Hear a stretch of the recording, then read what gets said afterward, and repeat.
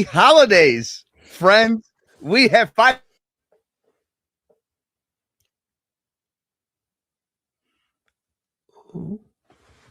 Your day. I am Mike Mercado with the one and only Ciaran Hall joining us for this Bear Era Draft Watch Along special. Ciaran, my brother, we have finally made it. How are you doing, my friend? I'm doing good. It's we're finally here. That's the most important thing. We get to finally figure out who after Fernando Mendoza is going to get drafted because we've known that one for a long time. But it's exciting. It's a weird one because the last couple of years the Bears have been in the top 10 or just outside the top 10.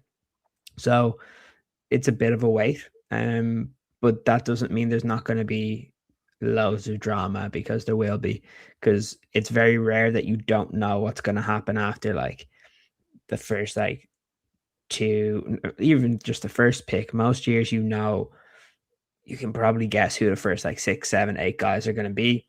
We could do that last year. There might have been changes on which teams they go to. This year it's a bit different. This year you don't really know exactly who's going to be in the top 10. You don't even know who the Jets are taking at number 2.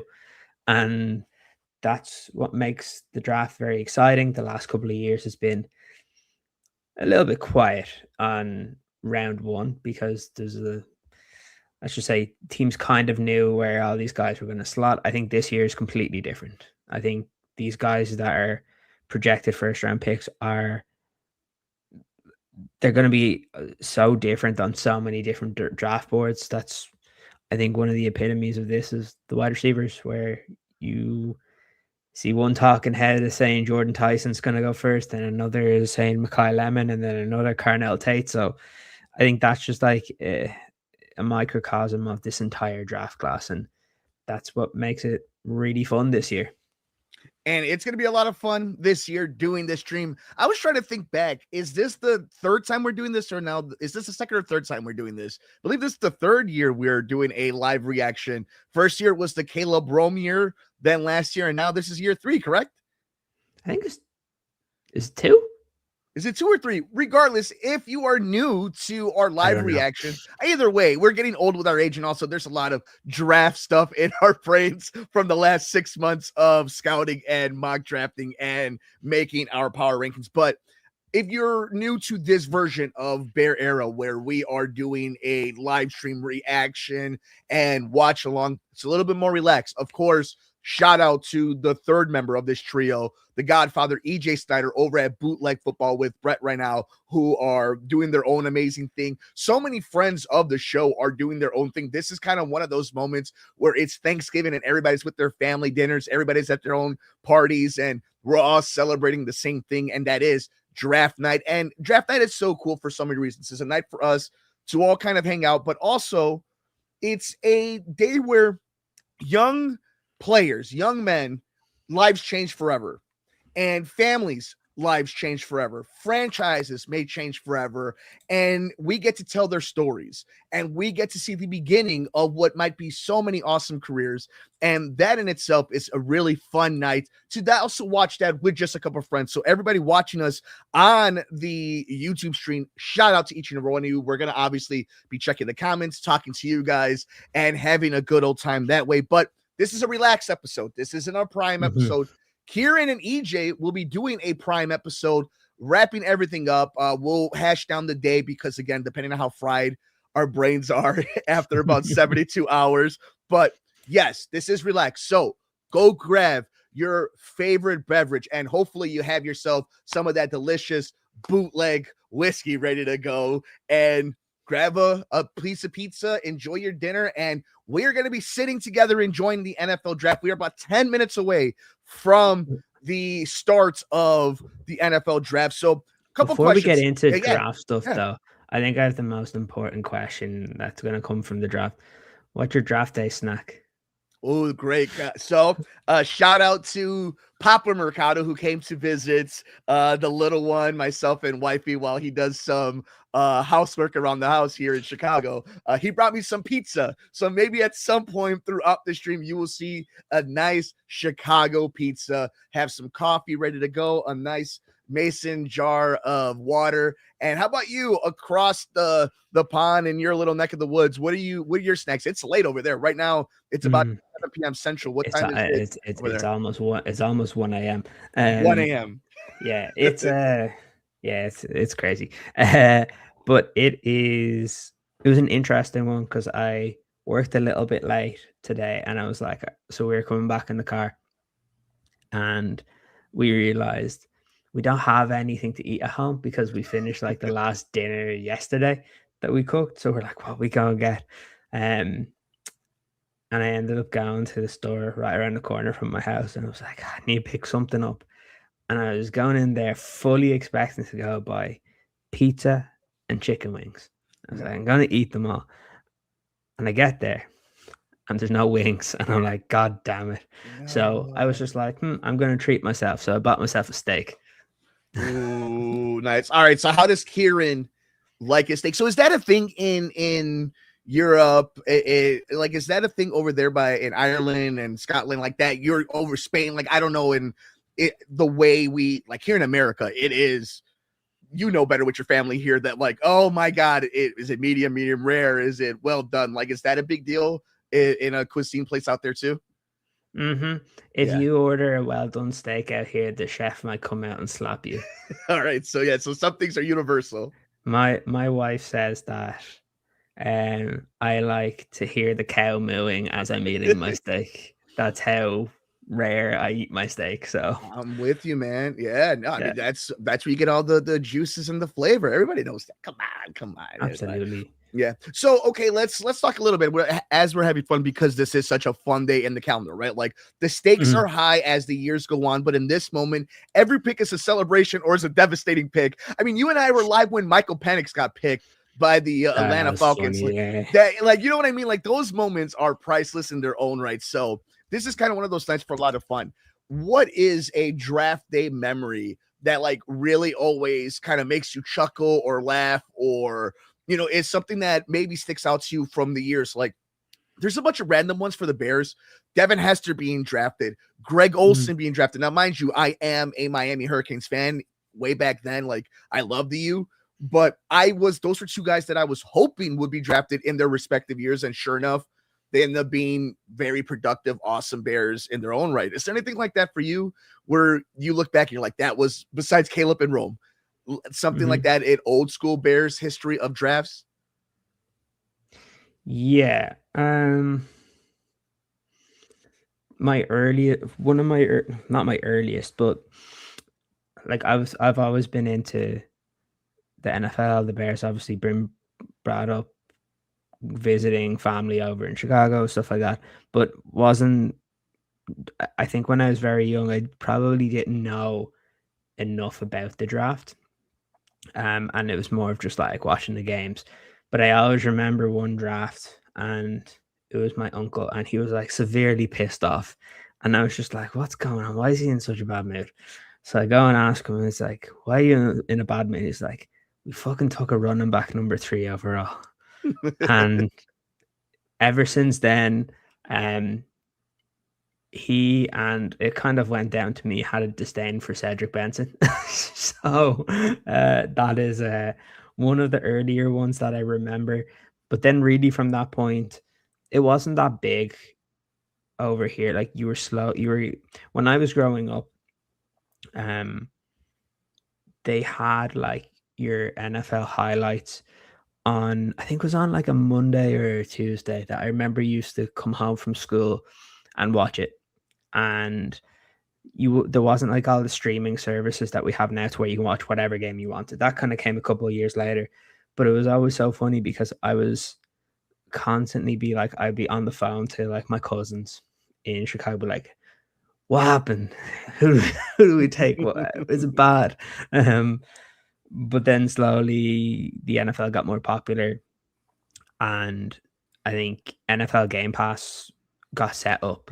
And where that's different than Europe versus in the States is with NFL Game Pass back in the day when there wasn't all these other platforms, you could watch any single game. You could watch NFL Network the whole time. So a lot of people here kind of grew up on listening to kind of Rich Eisen, Mike Mayock, then Daniel Jeremiah coming in and kind of learning quite a lot. And I think the first year that I was like really, really involved in terms of like properly watching guys was I think it was like the Alshon Jeffrey draft. Okay. Because he was a guy I really wanted in the first round. And then when he came around in round 2, I was like, oh, this is awesome. Some of the other big moments, I think, kind of from going on from that was I was on the phone to my cousin. We were video calling the year that the Bears picked Trubisky. Oh no! All right, so Gosh, you know what? Hey, let's talk about that for a second because we're about 5 minutes from the draft. Because if we're gonna go down memory lane, so the Trubisky year was always the weird one, right? Like I always was and understanding now that he was essentially, and excuse my language, a sex pest that was Deshaun Watson, right? Okay, I think he was the unquestioned number one quarterback that year. So it wasn't even that you missed on Patrick Mahomes; it was that you missed on the guy who you should have gone, even if it didn't work out, even with the history we know now. That was the right choice. That's what always upset me about the Trubisky thing. Wasn't the Mahomes effect? That's just the dagger on top of everything. Where did you fall the year on that? Were you a Watson, Mahomes, or a Trubisky guy? So I remember this vividly because this is probably the first year that I got into like listening to Chicago Bears podcasts, because I think this must have been a couple of years into college, I think it was, because before I would just like I used to listen to like ESPN 670 The Score and stuff, because you could get that on podcast platforms, because you couldn't do any like what they have now where live streaming and all this sort of stuff. You're kind of listening back onto the apps and stuff like that. And I used to do that every single day, to from college, to from work, all this. I will constantly be listening. And then I started when the draft was coming around and you're listening to these shows and they're talking about sports in general. And like, I want to listen to like draft coverage. And that's when I started getting into it. And I remember that year, at the end of that year, I believe, did Clemson win the national championship that year, or they may have gotten to the national championship or close to it? Because I remember wanting Deshaun Watson towards the end of that college football season more than anything, because he was so fun to watch. Going through the draft process, obviously you heard guys like Mel Kiper and stuff all talking about like Trubisky and how he's going to be the first one. And like, I watched him and like, I liked him, but like, I still didn't see like special. But obviously at that stage, you're listening to all these guys. And then I remember maybe about 6 weeks to a month before the draft, I started looking at like Mahomes.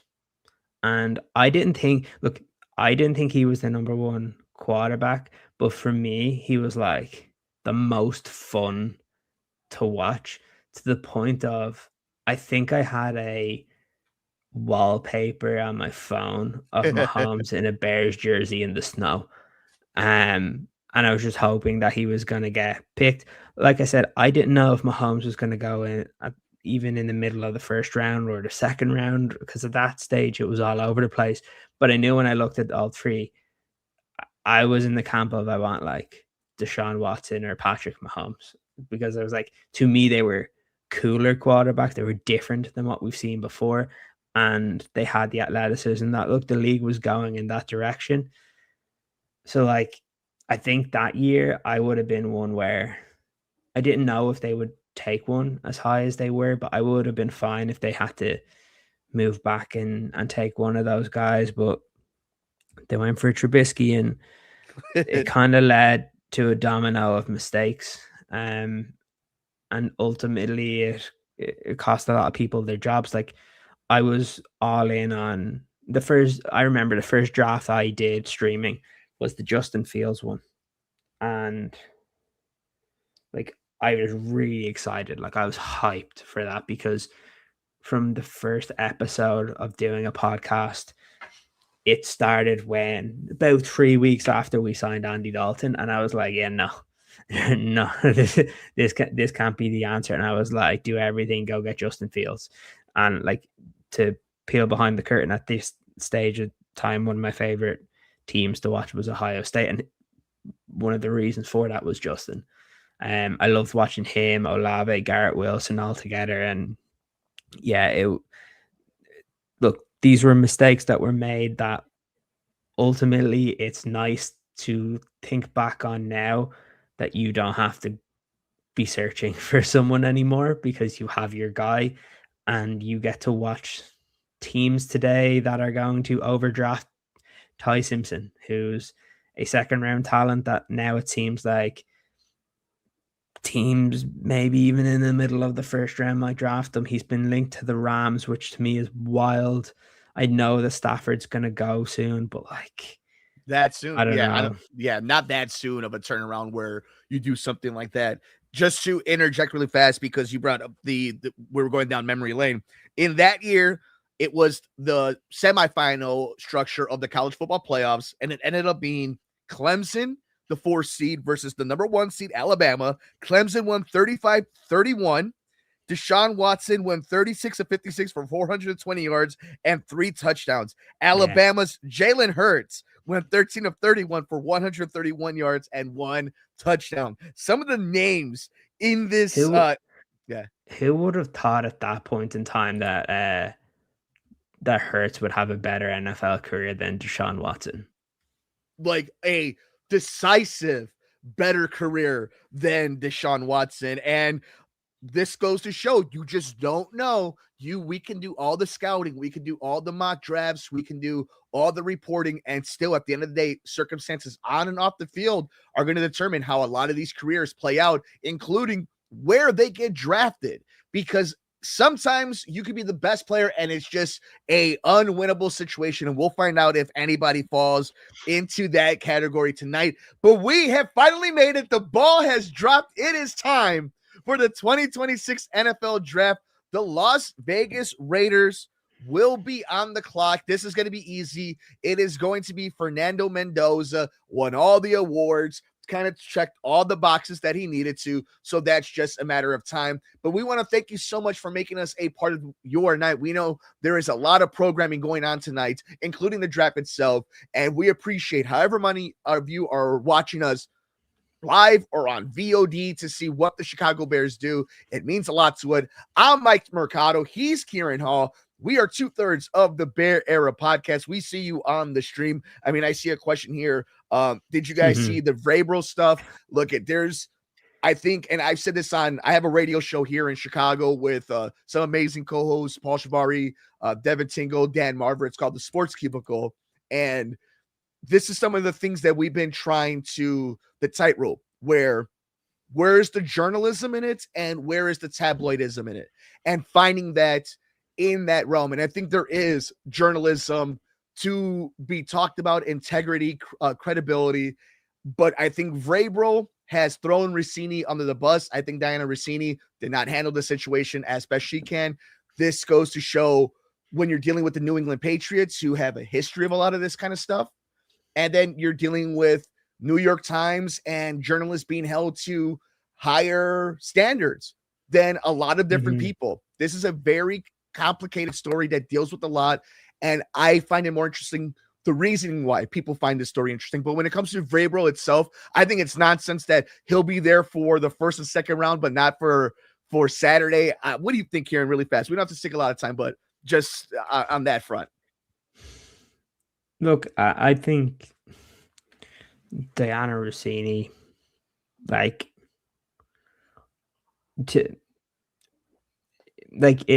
it's kind of her own fault.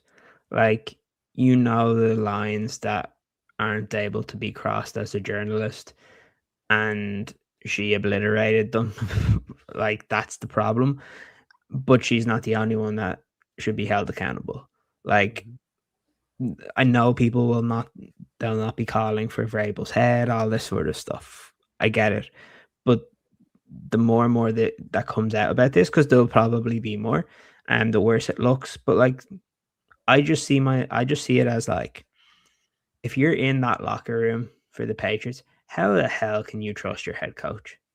Like, if Diana Rossini was getting information that she could then put into like a story or one of like the hits on TV to say sources say blah blah about the Patriots. It could be like a guy that hasn't signed with the Patriots, potentially could be a free agent that gets leaked, and then people are probably thinking, oh, it's someone within the organization, but it's actually your head coach.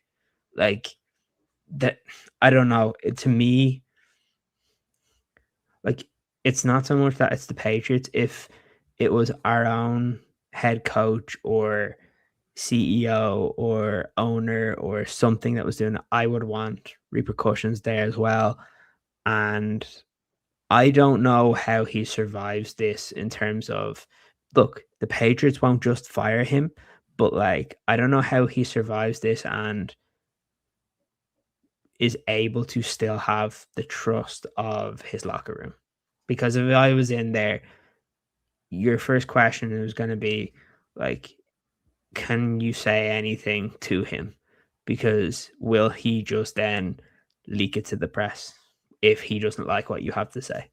And that's a problem. Like coaching and players, a lot of it is based on trust. And look, we don't know all facets of the story. I think a lot of the reporting on this has been a bit disingenuous as well. They had like a lot of it came out very quickly and didn't allow the story actually to take hold and actually get every single fact. Now, look, it looks really bad, and it looks like the people that were speculating quickly might just end up being right just because this is a terrible situation for a lot of people. But yeah, I think the NFL kind of needs to come down hard on Vrabel here, because you can't have that happen. There's too many, like there's a lot of awesome female journalists now that are going to get impacted on this. Not so much that you can say that their work is bad, but like the next time you see like a big story come from, I don't know who you can say, Anybody, whether it's anybody. You don't anybody, even, without even naming them, anybody. yeah, people are going to say that like,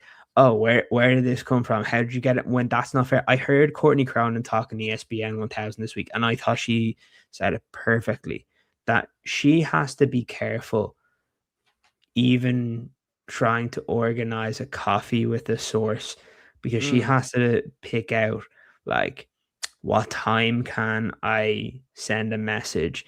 Like, how do I have to portray the message? When we go there, who's going to be there? Because look, the thing is, when you're a journalist and you're trying to get information from a source, that's what you'll do. You'll arrange to go get a coffee, or you'll arrange to go to, maybe not a bar, but like you'll arrange to go out, and it happens every day of the week. But what Courtney was saying was perfect, is for a lot of us and a lot of male counterparts, we don't have to worry about 90% of the stuff that they would, because she was mentioning she would have to worry, like pay really close attention to who's going to be there, who's going to see, what does it look like, what what am I wearing, how, like, again, what time of the day can I send the message to arrange it, what's the tone of the message, how do you portray it? And like that's just something that a lot of male counterparts never have to even worry about. And it's such a shame that this has come out, because I think there's been so many strides of female in sports, especially in the NFL. And this kind of just like, it doesn't, I don't think for the general public or the smart people out there will then say all these great female journalists are going to get impacted from it. It's the idiots that will. And they're the that's the loudest. problem. Yeah. They're the loudest, and they're the worst on social media. They're the ones who harass all the great and, journalists. and that's the problem with this. Look, I didn't know any of this was happening. Obviously, most of us didn't.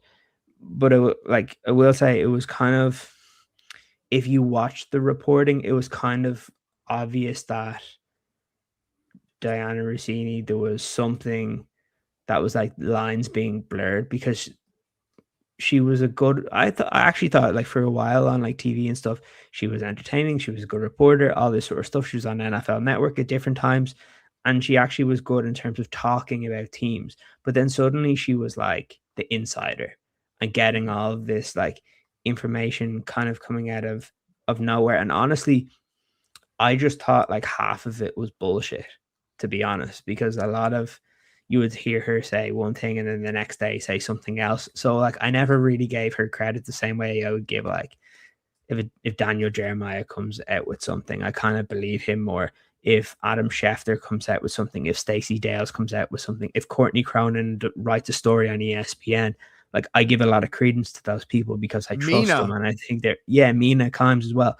I think that they're incredibly credible with the stuff that they put out. For a while, I just thought, and I kind of ignored Diana Rossini because there was so much information that was going out, and I was like, "There's no way."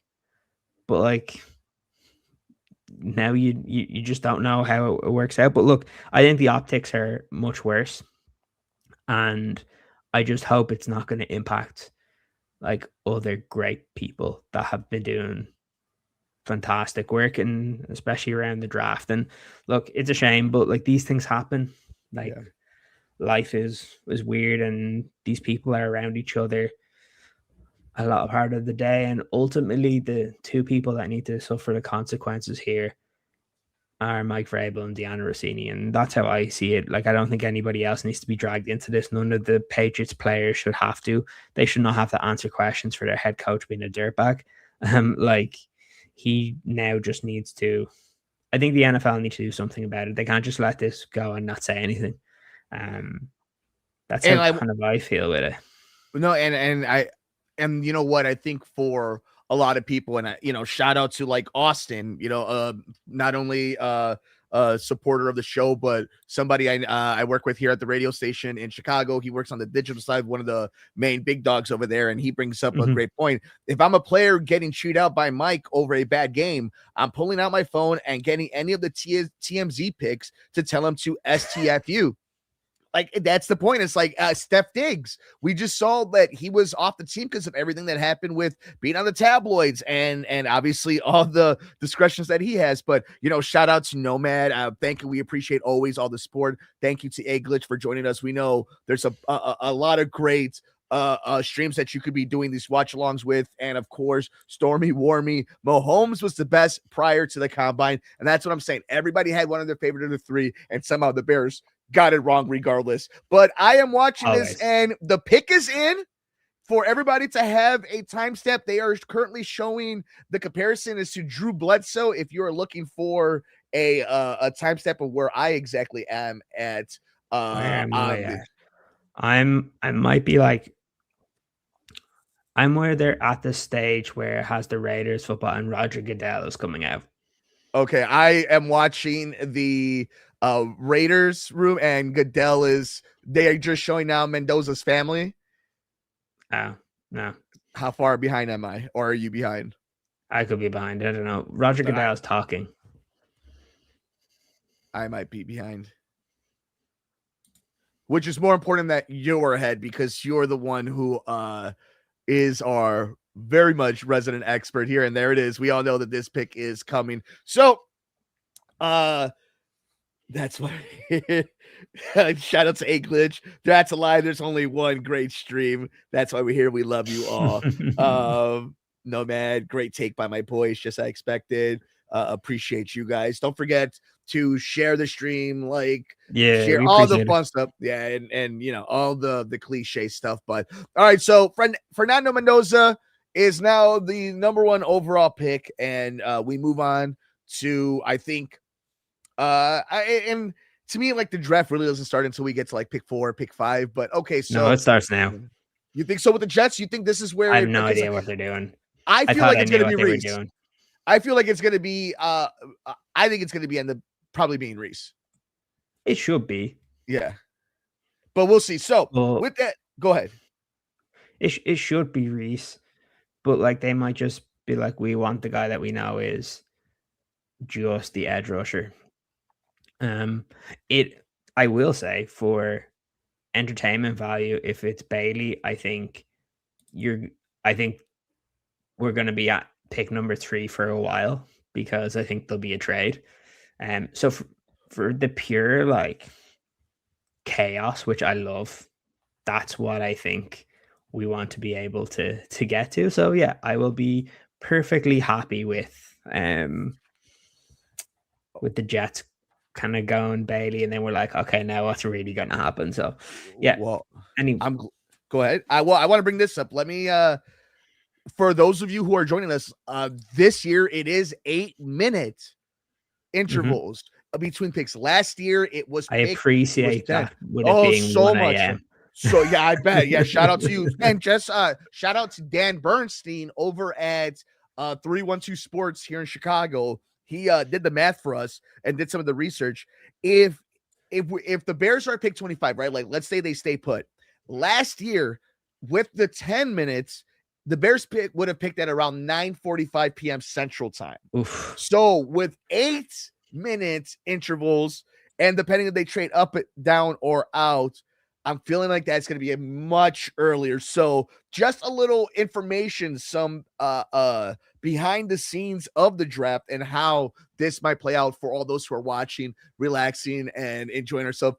Obviously, Ciaran is doing the Lord's work, being out here. And what is it right now? 1 a.m. at your time? 1:15. So 3:45, or sorry, 9:45 Central would have been 3:45 a.m. So like, I appreciate them moving it to 8 minutes very, very much.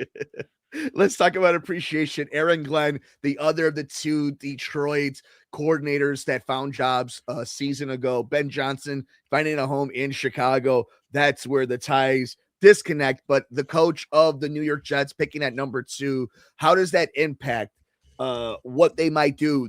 Does he have a big voice in the room? Is he a lame duck coach? He's obviously on the hot seat. Every coach is on the hot seat when they're a New York Jets coach. How much do you think that impacts? What would you do? How do you handle this knowing that it's the GD Jets? Yeah, you gotta listen to the coach. Especially you brought him in for a reason. You didn't back him last year. You need to do it this year. So that's how I feel with this.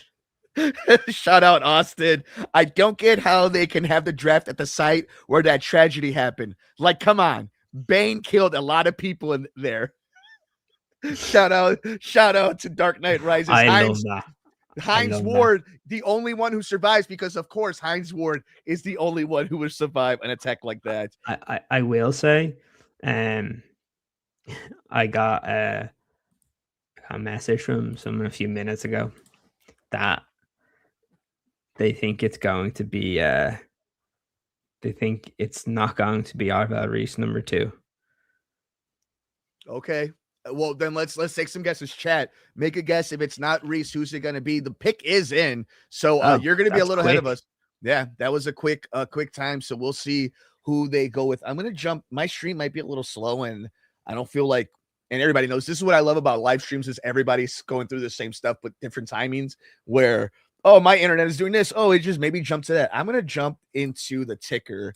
And I'm going to see if I can get as much up to date, because I have a feeling this is going to be a really fast-paced draft. Obviously, there's going to be lulls like every draft, but I feel like we just don't know. What do you think? All right, everybody, start making your picks now. I'm just going to guess Bailey because I trust the guy that sent it to me. Yeah, I like David Bailey. I like David Bailey a lot. That's who it is. Yep, there you go. All right, what do you think? Tell me about David Bailey in your scouting, your mocking. And how surprised are you that he ended up at number 2? Kind of surprised, because to me, quite clearly, I had Arvel Reese as my number 1 guy on the entire board, and I think it's great for whoever ends up picking him. It's going to be very, very good. So yeah, I think it's going to be interesting to see how it all plays out. Will this be the right decision? Will the Jets trade someone now? Like, they said, like, I know they made a lot of moves, but like, are they going to change? Are they going to move a little bit? It's going to be interesting. 100% going to be very interesting here. And yeah, look, it's sometimes you just got to go with your gut, and that's what they went for. So very interesting. Well, now we're at a really interesting spot with the Arizona Cardinals, who are going to be on the clock. They have, on my time stamp, they have 5 minutes left, so 3 minutes off the clock as of my stream. But more importantly, will they trade out of number 3? Will it be Jeremiah Love? Will they now take the chance to grab best available, which would probably be Love, but do they want to solidify the defensive side? Where are you at on what do you think they do?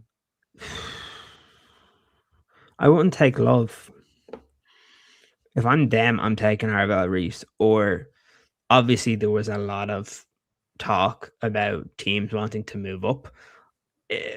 If they were planning on drafting David Bailey at 3 and they don't want to draft Arvell Reese, or they're fine with drafting Arvell Reese, but they wanted like a pure out and out edge rusher, maybe they try and move back. But here's the thing, though, right? If you have this opportunity where you get somebody like Reese or Styles or Caleb Downs or any Bailey gone at this point, but somebody like that, where in your own division, the Seattle Seahawks just won a Super Bowl.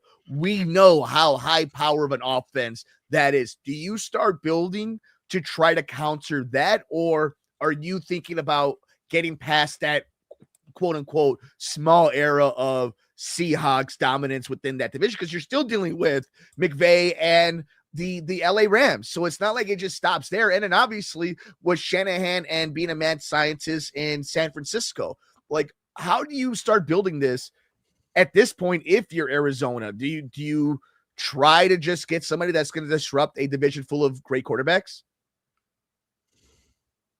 Good to great, I should say.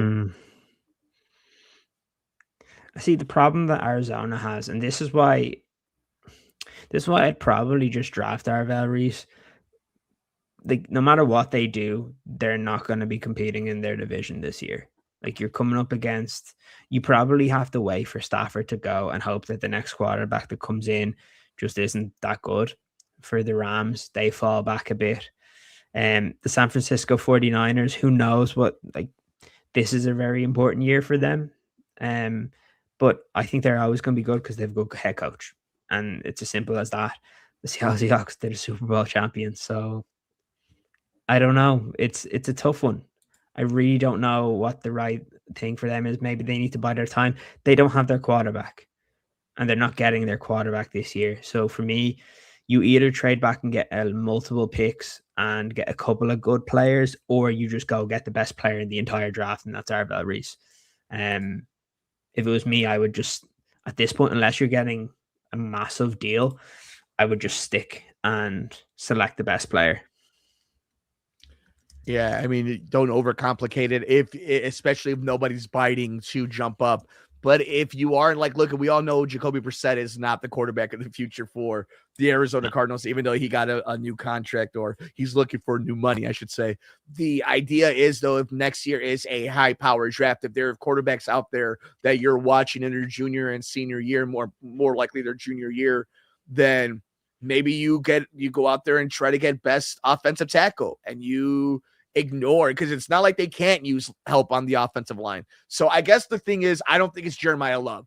I think it would be really interesting if it were Jeremiah Love, but I don't think that's where he falls. I definitely do think that this is going to be, I think this is probably going to be Reese at this point, but it's tough. Like when you're at this point of the draft and you're this high up and you can't trade out, but you can't get your franchise quarterback. I mean, heck, while I think the Raiders made the right pick, it's not a guarantee that Fernando Mendoza is the franchise quarterback of the future. How tough of a spot are the Arizona Cardinals in who their pick is in? If their pick is in, then it's going to be Arvell Reese. Yeah, I think. Maybe I'm wrong. Maybe they'll go for, maybe they'll go for Jeremiah Love. Look. Either one, they're both awesome players that's going to improve what they do, but like still it's a tricky one, right? Like neither one of them are, if they see Arvell Reese as a linebacker and then they see obviously Jeremiah Love as a running back, they're not like the most important position. So like it's just you just have to pick talent when you're at this point. But it's just a different. I think it's a bit of a different level. Even though I love Arvel Reese and have him number one in this draft class, still I think it's much different. Well, it looks like the pick is in, and it is Jeremiah Love is heading to the desert. He is an Arizona. The Titans are going to be delighted. Yes, that is. So tell me, what do you think? I'm shocked. As the Titans are on the clock, this is from Adam Schefter. This is interesting. Running backs drafted in the top 10 over the last 10 years. Ezekiel Elliott, Leonard Fournette, Christian McCaffrey, Saquon Barkley, Bijan Robinson, Ashton Jency, Jeremiah Love. Let me ask you this. If he pans out to be any of those type of players, it's worth it, right? Look, when you look back. 100%. 100%. Like that's like that. I didn't think he was going to go here. I really didn't. He's awesome though. And this is just a draft class that doesn't have a lot of awesome players. To that level of like stardom, where you have people in the gambling market, the fantasy market, and the real life market drooling over this kid, that are dying for all the attributes, that are dying for what you can play and scheme around him. Again, you're in Arizona, you're in the NFC West, you're dealing in a division that can air it out, will smash mouth, run the ball on you. West Coast offenses, unique offenses. This is the type of inspired pick, in my opinion, where you're trying to ignite something in your franchise. You just lost or gave up, got rid of, cut ties with Kyler Murray. You're hoping that Marvin Harrison is the generational talent that you not only drafted, but that has been thought of for years and years and years. I think being able to do that is a big thing. With that, Ciaran, I want to give your thoughts in a little second. I am going to say goodnight to the little baby, and then I will be back, and we are going to talk about what the Tennessee Titans are going to do, because now you have 3 Ohio State Buckeyes that can still end up being top 10 picks, but are now jockeying for a position that, if you're the Tennessee Titans, you need an edge. You need a linebacker. You need offensive lineup. You need a lot of help, and there are a bunch of players still on there. So what are your thoughts on what the Titans might end up doing? Will they move, or is this the spot for them? Yeah, it's interesting. I think when you look at who's available, Arvel Reese, I've kind of spoken about it. Again, it's just going to come down to positioning. Do they really believe that that's where they want to go at linebacker, or would they prefer to go at offensive tackle with Spencer Fano? Would they prefer to go edge rusher again and kind of do that pretty early here? It's going to be very, very interesting to see kind of what happens. But yeah, it's very interesting to see how this all plays out, because again, it's I think the expectation was that Arvel Reese would go 2. I don't think anybody thought he was going to go past 3, and here we are. He has got past that point. There were rumors that teams wanted to trade up for him. So far, that hasn't happened. Maybe the price just hasn't been enough. But yeah, it's an interesting look. The top 3 guys that have gone in terms of Jeremiah Love, David Bailey, Fernando Mendoza, they would be 3 high guys that would be on the board. So like I Jeremiah Love as number 2, Fernando Mendoza as number 3, and David Bailey as number 6. So again, like some very, very good players there, and it's going to be very interesting to see what happens kind of moving up here. But yeah, it makes it very, very interesting as we move on here. And yeah, I wonder what some of you guys think. So let's see what we have. Then it'll be 4 a.m. on the Bears pick. Yeah.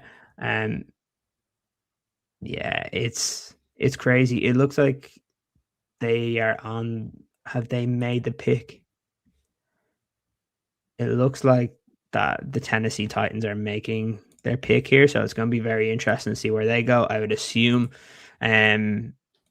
they will probably go with Reese here. But look, let's see where they go. Because I did just hear that they were saying that the Giants are 1 minute into their clock, so obviously it just hasn't been announced yet on who the Tennessee Titans have gone for. I'm assuming with a defensive head coach, he's probably going to want to go and get your linebacker, but maybe they see Cam Moore and they're like, oh, we need to go and get an offensive tackle for him. So some interesting things that could happen. But yeah, it's going to be very, very fun. It's an interesting start to the draft. No trade so far, even though there was a lot of rumors that there might have been. So let's see how that goes. But yeah, really excited to see kind of how we go here. Let's see, is there any comments in the chat? So let's go. We have, they must trade back. This might be the dumbest thing I've ever seen. They have no O-line. Yeah, that is true. It's okay. Let's see. Who are the Titans gonna take? Who do you think the Titans take here? Without knowing, I am going to go with Arvil Reese. I think that probably makes the most sense. That's the best talents on the board. And also, like, if you're ready, because here's the thing, the guy that would help out, you could try to get more help for Cam Ward. We were talking about this on yesterday's stream, so it could be one of the main receivers, one of the top three. But I mean, I think you want to find your anchor on the other end. Who do they go with? I haven't not seen. Carnell Tate. Okay, so it was one of the now. Okay, receivers. So if it is Carnell Tate, let me ask you this: was this the right selection of the 3 wide receivers? For them, maybe. It's a surprise. Yeah. Big surprise. But this is what we were saying. This draft is so different. Mm-hmm. Like, I don't know. It's going to be, yeah, this is not expected. I'd say the Giants surely will go. Who will the Giants? Surely they'll have to go Arvil Reese. But I don't know. Maybe teams just have him a little bit lower than expected. And just because of the position and they don't think he can play edge rusher. But that's all I can think of. It's an interesting one. We have it here from a glitch. The shit hit the fan early than expected. I exaggerated, but it is, again, the uniqueness, like Ciaran has been talking about, where it may not be like, oh, the craziest a pick, but it is a surprise pick. And also, again, changes the board a little bit, and it changes where some of the big time other receivers end up, where Kansas City might end up picking with one of the receivers. And start looking at these names. Ruben Bain, still on the board. We have Reese still on the board. We have Styles still on the board. There's a lot of, this is, you and EJ have been on it about the defensive top heaviness of this draft. And we are seeing that right now. So as we are on a commercial break, we see that the Titans have made their pick. And how about we start asking I have some questions that I wanted to run by you. I know I told you yesterday that we were going to do a little bit of the on the fly. I was going to ask you, I wanted to kind of keep it within where we're at in the draft, but also we are a Bears podcast. So I want to talk a little bit about the Chicago Bears. So philosophically speaking, without, every, as we're going to continue to watch what happens, the first round this year, talk to me. What is let me put it to you this way. The NFL is a math league.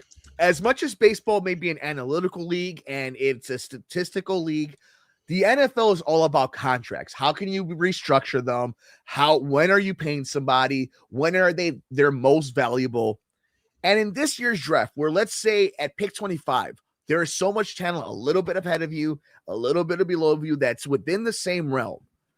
The value of next year's draft, and wanted to get out of this first round, talk to me about the contract manipulation thought process of, or at least your philosophy, where if this year the difference of paying somebody and the control of a first rounder this year comparative to other years, or having a bunch of second rounders, third rounders under maybe tighter salary cap restrictions.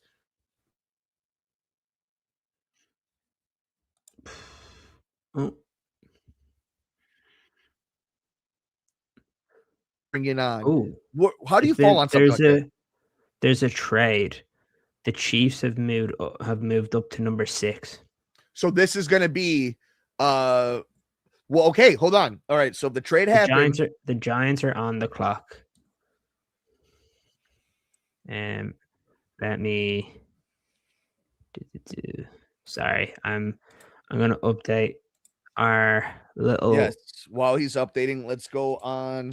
I think I have it. I think I have it here. Where is it? Okay, that's that one. Interesting. So the Chiefs moved up with the Browns. That's clearly that Carnell Tate was the Browns guy. Yeah. And we were talking about that yesterday, right? Where were they looking to get an offensive line help? Were they looking to, their defense was already probably their best part. So were they looking to help Shador, one of the 17 quarterbacks that they have, and looking that this pick? So from Field Yates, the Browns trade pick 6, the Chiefs trade pick 974 and 148. Wow.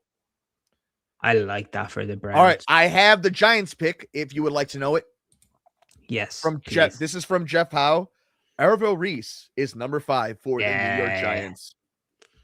Makes sense. So talk to me a little bit about this Reese trade. Edge, Ohio State, a lot of big time Big Ten football games played in the NFC East. What do you got?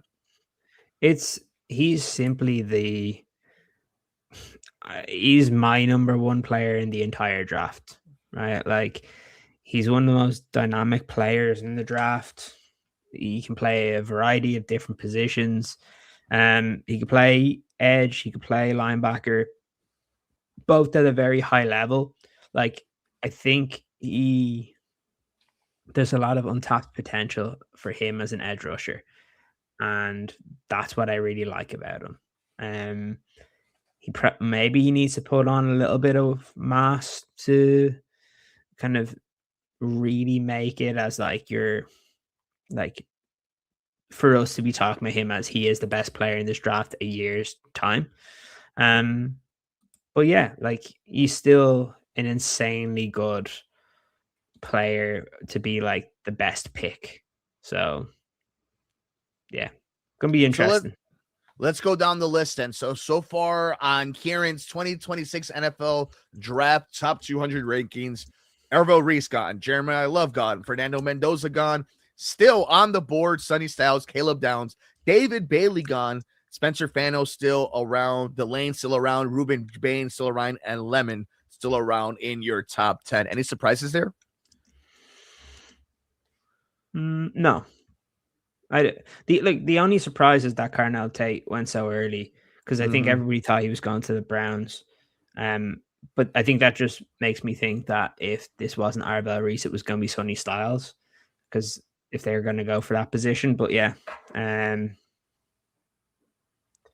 it's an interesting one. All right, I got a pick. All right, here we go. I just want to confirm this. Okay, the Chiefs, this is from Albert Breer. The Chiefs are going to go up for LSU cornerback Mansour Delane. Who did they think was taking him? I have no idea, but like in a scale of like a super reach or a surprising reach, or this is kind of maybe around where he would be. Where are you at? No, like I had like in our mock, I think I had him going to the Chiefs yesterday. I just didn't think they needed to trade up to 6 for him. But look, they might have a different scenario. Maybe they think Washington or I guess the Saints lost some corners. Maybe they thought that. I'm just a little bit surprised because the price was fairly hefty. So it's a good, like I said, it's a good pick. I think it was the most obvious Chiefs pick. I just didn't think that they were going to end up trading up for him. So yeah, very, very interesting. But look, I think it's a good pick. You just mentioned, and this is great insight on your part for Warren Sharp, who mentions it. Chiefs leapfrog cornerback needy Washington to take the cornerback one of the draft. So it really goes to your point where they saw what their biggest need was, or maybe what they thought was the most talented player at a certain position. They may have been a team where they're like, if Carnell Tate is there, Washington might take him. The minute Carnell Tate is gone, they make this move. So yeah. I mean, and you know that it's an organization that you could just kind of trust in it, right? Glitch, stay strong. 20 picks to go. They are enjoying themselves. A few beverages are being cheersed upon on the group chat over at the Bear Era YouTube channel. Make sure you guys subscribe to us there. There are so many different streams that you guys could be watching. We appreciate you joining. Ciaran Hall and myself, Mike Mercado, 2/3 of the Bear Era podcast. EJ Snyder doing his thing over at Bootleg Football. If you're watching us on VOD, leave your comment down below. You're in the future, so you know exactly how this all plays out. Let us know, what did you think about what the Chicago Bears did? If they traded up, they traded down, they stay put, the pick that they made. We want to know your thought as we get ready. Pick number 6 is on tap, and it is as we wait for social media, for at least for me, because I was so far behind that I want to make sure that I get the okay. I might have the pick coming in. We are checking in right now. For which one? For the New York Giants. We decided that the Cleveland Browns. I'm waiting for the Browns to make the pick. It's the Chiefs, right? The Chiefs have moved up. Yes, you're right. Yeah. We did make it up. All right, I confused myself for a second with my board. Yeah, I was like, what are you talking about? Yes, thank you. But like, if you think about it, what I had there on the right, I had Mansour Delan as that was left. Even like, obviously, I'm going to update this as we go, as there's a little bit of a break at some point in this, that he would have been one of the top 5 guys that was left, or top 4. So look, it makes sense. He was always a top 10 pick for me. He's fantastic. He's an excellent pick for them. Again, I didn't think that he was gonna go that high, but they obviously have the intel that he was. But this is what we say about this draft, right? And how it pertains to the Bears. If it's this crazy now, how do you think it's going to be a little bit later? That's it. It's going to be interesting to see him with like Abdul Carter. That's going to be their defensive line might be really fun to watch this coming up season. Yeah. Let's see. As we wait for the official pick to come in. All right. So while we're doing that, I also want to get the chat going on some fun. We are going to be talking some NFL trivia in general. I'll be throwing it to the chat for those of you who are still joining us. And I found some questions. Some are easy, some are hard, and we'll see by the end of it, for those of you who are enjoying some adult beverages, if you're going to be able to remember some of these answers. And if Ciaran doesn't have so much draft brain, if he can answer some maybe simple, but are pretty hard when it's 2 a.m. in Ireland. We'll get there. All right. So I'm looking at your top 200s, which for all those who didn't see yesterday, a really cool thing that Ciaran did. I wanted to make sure I got myself a hard copy, because there's nothing like that during fantasy draft season and actual NFL draft season, to hold those old booklets in your hand and be able to see what the experts pick. And as I am watching this, I still am now wondering, though, has the draft worked its way anywhere where the Bears have been impacted yet? Have we reached a point yet where the Bears are in an impact zone? I don't think so.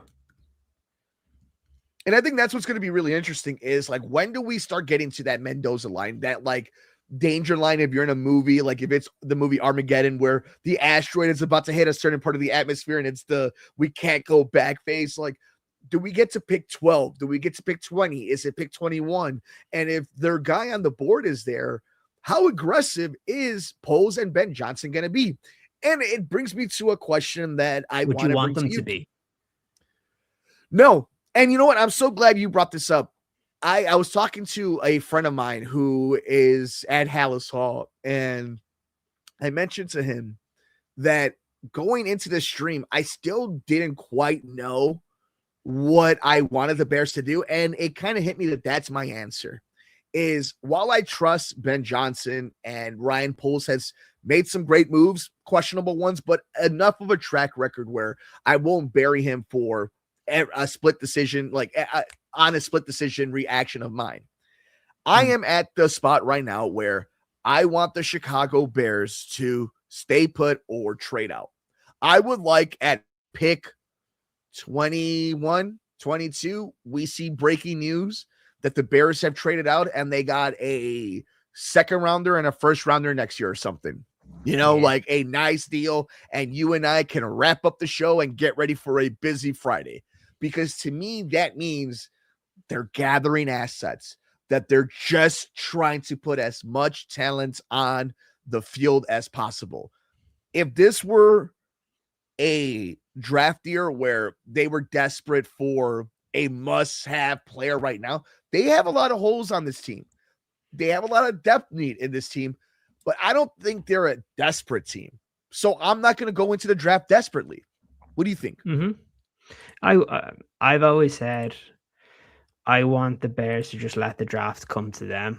I think that's what you do when you're that far back. Look, maybe I'll think differently in a little bit when we actually get to that point. But yeah, I don't know. I think I'm at the point where I don't feel like you need to.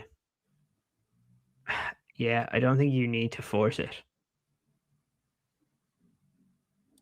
Do you think, and let me ask you this, because there have been years past where the Bears would force it. If right now the big voices in the room, do you think Ben Johnson is the kind of person who makes emotional decisions or is aggressive, or do you think he's more calculated, cold, and lets things fall to him? Where do you think he falls in this? Because we have a track record of Ryan Poles. Ben Johnson's the one we're learning right now. It's hard to know, I think, because I've seen people talk about like what Ben does, and they're like, it always came to like the age and stuff, and I was just like, you can't really tell yet because we've had one draft of Ben Johnson. So like we don't really know what their strategy is going to be. And yeah, I don't know. It's going to be interesting. I don't know what they're going to do. I really don't. But I do think it's going to be, I think this first round is going to be kind of wild just based on how it started, and that's what makes this so much fun. But yeah. And if you guys are just joining us for pick number 5, it was Ervo Reese from Ohio State, the edge, going to the Giants, and Mansour Delane going to the Kansas City Chiefs, who moved up with a trade with the Cleveland Browns, who moved to pick number 9. So we'll see what they do in a little while. Interesting to see then Washington, what Washington may do, knowing now what Kansas City has done. New Orleans is also an interesting in play. You know which is the name that I keep scrolling and leaning towards is Ruben Bain Jr. And I bring him up for one reason. What if Ruben Bain drops to, I believe it's pick 11, and goes to the Miami Dolphins? They have no choice but to pick him if he falls there, right? They don't have any wide receivers though. Like, yeah. Do you just pick Mekhi Lemon? I mean, I would, but like, okay, let me ask. Okay, so I don't know though. Like, I get your point. Like, he's so good, but like, what do they want to build? Like, they've just traded away guys on their defense this past year. Like, well, let's do it as the Bears podcast, right? Where with Malik Willis signing that new deal, where do you think, like, what does he do as like a scouting report for him? Does he have a big arm? Is he great on his feet? Is he quick in decision making? So then do you want do you want to give him a weapon like a lemon, or are you trying to make this a scratch out time of possession type of game, which then you want as good of a defense as you could possibly get? And this is coming from the defensive side of the Green Bay Packers organization, right? So does that play into what the Dolphins might be looking to do post Mike McDaniel? I can see I can definitely see the scenario of like either one, right? Like where you could definitely go. Yeah, like I'm just trying to think of what makes the most amount of sense. And like, yeah, like to me, I kind of even think of like, okay, so what we have the Commanders. Who are they Oh, picking here? I have it if you're ready. 1 sec. The Commanders are taking Ohio State linebacker Sonny Styles. Nice. At pick number 7. That feels like that's a nice pick for them at number 7 in that division. That again, it's maybe not the sexiest of picks, but it's the kind of pick you look back at and you're like, yeah, this dude's been playing for our team for 8 years and has been a consistent Pro Bowler, kind of guy that just solidifies and holds down and anchors your defense for a long time. 100%. Absolutely. Like he's just like uber athletic. He's one of the most athletic players in the draft class. Look, all of these Ohio State guys are awesome at the top of the draft. That's why they're going to have 5 first-round picks. And yeah, it's really good. Where did I have Styles overall? I had him number 4 in my big board. So that's really good value for me. There is still one more guy in your top 5 in your big board, and that is Caleb Downs. Where do you think Caleb Downs is falling to?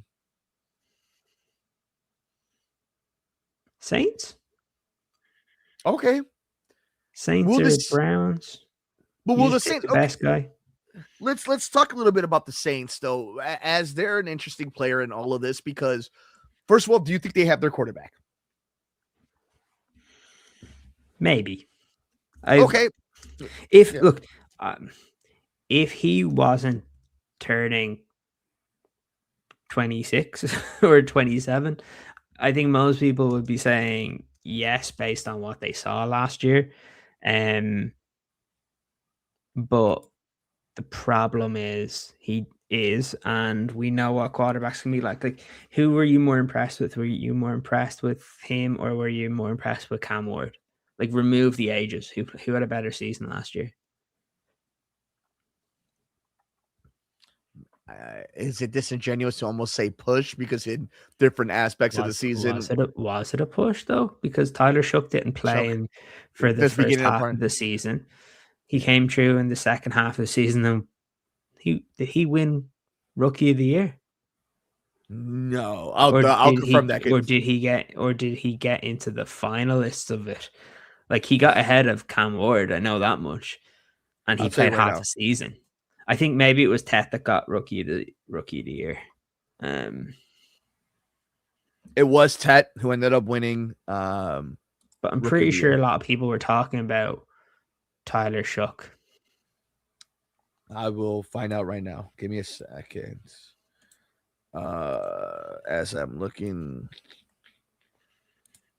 Offensive finalists included Jackson Dark, Emeka Buka, Travion Henderson, and Tyler Shough. There you go. Mm-hmm. Yeah, no, I'm with you. I think it's a conversation that Cam Ward, I think, had a better second half after a disastrous first half, but I don't think that's saying much, because anything was, better than what we saw. And I guess with New Orleans, it's just the Rattler experience rattled so many people. So to waiting to kind of see what they're doing post Drew Brees all these years later, and everything that happened with Derek Carr, like, it has been an organization that has tried to figure out that position after having such a great quarterback for so long. So it's interesting to see how they bounce back, but also it's and is it bad disingenuous? Is it mean to say the NFC South is sometimes so mid that like you don't need a great quarterback? Sometimes you just need to outlast Baker Mayfield, and that's all it takes. And I mean, in Carolina's aspect, would you? I mean, like if you're Carolina or if you're New Orleans, do you think Carolina's big bad quarterback is the guy that's going to hold you back for decades to come? Like, I don't know. I can see New Orleans. Yeah. So I can see New Orleans kind of being here and be like, yeah, let's roll with our guy. Let's get him a weapon and let's rock and roll. Let's try to win this. We have to keep up with Tampa Bay in theory, right? Like, and that's the interesting thing. In theory, everybody's always, when you're talking about the NFC South, you talk about the Tampa Bay Buccaneers and the offense they had for so many years, but like, that's not the same offense anymore. They don't have the same offensive coordinator. They don't have the same Hall of Fame wide receiver. So if you're New Orleans, I guess maybe this is your shot, right? Like, get these young guys now, get them in rookie contracts, and let's rock and roll. 100%. 100%. Let's see where they do go. I think this is also an organization, though, that completely just flipped the board. Okay, interesting what the Browns did at number 9 from Ari, but I want to see what happened at, oh, wow. All right, so I do have what the Saints did at number 8.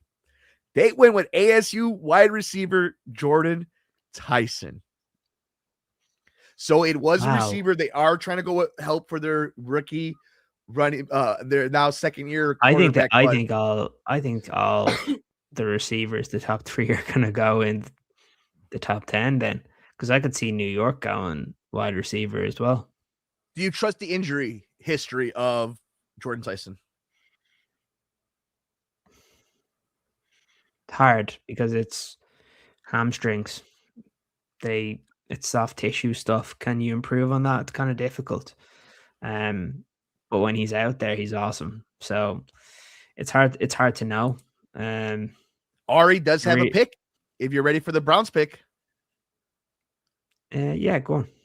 All right, so we'll come back to what the Saints just did, but offensive tackle from Utah, Spencer Fano, is heading to Cleveland. Go pick. So let's talk about this, right? What do we you move down if you're let's finish the circle of the New Orleans Saints. So the top receivers are going to be off the boards, finished off in a few moments. Hamstring issues, tough, but this was a calculated risk, right? If it ends up working out, it could be a generational wide receiver for what you're hoping is your franchise quarterback. Like, you can't fault the Saints for trying to go down that route. It's cool for them. Like, they still have Chris Olave there, who had an awesome season.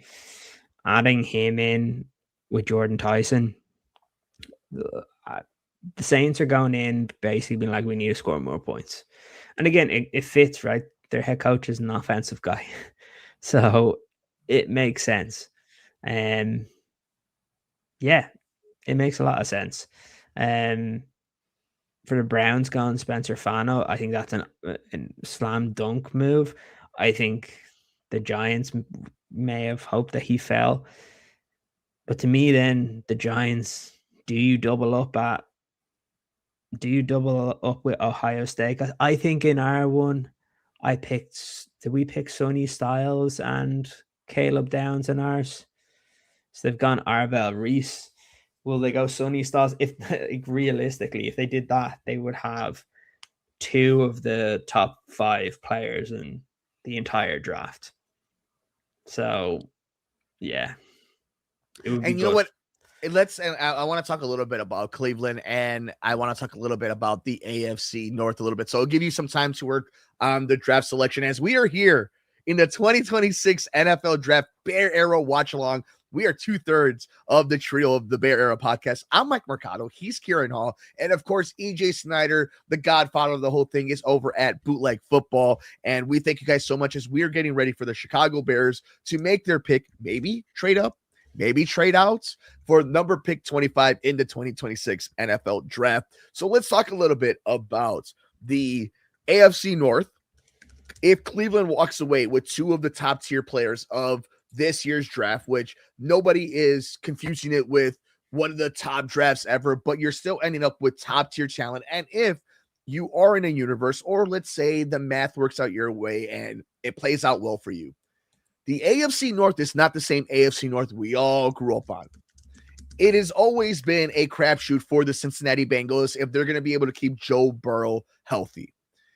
Baltimore has all the pressure on the world, not just because of Lamar Jackson, what he means in the league, all the accomplishments that he has, but you got rid of your head coach and all the nonsense with Max Crosby. Then we get to the Pittsburgh Steelers. Well, what the hell is going on with your quarterback? So it is a division that for the first time in a long time is not as revered. Respected is not the word because it is such a tradition heavy division, but it is not the same Hell's Gate that you think it is. Within the division always will be, right? It is the same thing as the NFC North. It is just tough games and tough weather and tough cities. But if you're the Cleveland Browns, and let's just say, let's play out that Shador is a top 20 quarterback in the NFL for 2 or 3 years, and you're able to take this defense that nobody's going to score on, and it's a game in October, November, December in Cleveland, you can see how you can win a weird game against Aaron Rodgers, how Lamar might get hurt, and you steal a game against Baltimore, and that you're in any game with Cincinnati, who is looking completely different. So why not, if you're Cleveland, if you actually believe that Shador might be that guy? We'll see what happens with Judkins coming back from that gruesome injury. But again, another super talented dude. I think Harold Fannin is an unsung hero for all fantasy owners. So we all know what he does at the tight end position. And then on defense, you have one of the greatest players to ever put a helmet on in Myles Garrett. And if you continue to stack it up there, like, this is what I find interesting about a team like Cleveland, where if it just works out for them a little bit, just the dice roll a little bit on their side, it could be very prosperous for them. At some point, it has to work, right? I think the Bears got a quarterback, you think, right? Like, it has to at some point. Like, I know these things they always say are like cyclical, but it's like at some point that's got to be their turn. Like, all right, I don't know. I like what they've done. That I think that's the basis of what I could say. Like, I like what they've done so far. And now I am interested to see with Jordan Tyson and Chris Olave what that does in the NFC South. Now, it is a division that has a lot of really nice wide receivers. If I'm just thinking top of mind, I still think probably Carolina has. I mean, it's tough, right? Like, I think Carolina probably has the better of the talented wide receiver room. I don't think it's too far off within each other. But then even you look at do they? Because here's the thing: do you like Ted or Olave more? That's what it comes down, because those are the alphas. Those are the ones. It's the surrounding guys on them. I like Tyson better than the number 2 option for the Panthers. And I wanted, before I go too far, I wanted to make sure that I'm not crazy about their wide receiver room. Because obviously Ted is like, Coker. Like, do we like Coker? Do we think he's? I like Coker. I don't. You know what Coker's I mean? Amazing. Yeah. So then we go to quarterback play. Like, do you think Carolina would say they have a better quarterback than New Orleans? No, definitely not. So let's move on to Tampa Bay. Emeka Buka is he the best receiver in the NFC South? Yes. Or potential. Okay, so potential wise, right? Like, for me, he's the best. That's what I think. But I love Emeka, so like I'm a bit biased. I see. I'm just trying to work it out, like, as like verbally work it out, like, and you guys let us know in the chat. Yeah, like we got a glitch. I'm a Coker head, like, that's hilarious. But yeah, like, I do think that I don't know. I think Carolina kind of has like that ugly type of way of playing where like the stats may not be there, but like they seem to just make the catch when they need to, or they were just that team last year. But again, it's not like we're talking about good teams to begin with. So that's interesting in its own right. How I will say I'm glad that Fano went before Mauagoa. Like I said yesterday, because when I saw him, I just thought that he was the better player. So it's cool that that's the way it's worked out.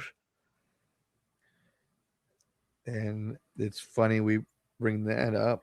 And it's funny you bring that up because that is one of the conversations that we had yesterday, and just kind of seeing how yesterday's mock draft went and seeing how this one is kind of playing out.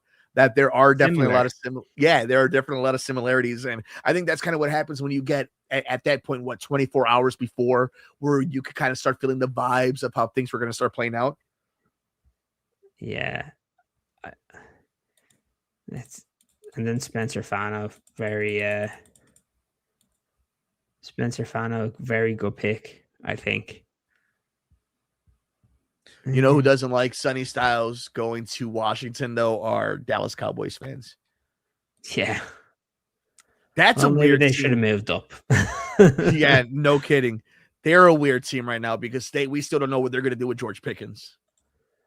Yeah, like he signed his deal today, which was bizarre. What would you put George Pickens like when it comes to that? I don't know if you would put him top tier because like you see what a top tier guy like CD Lamb is, but I guess would he be like that second tier receiver?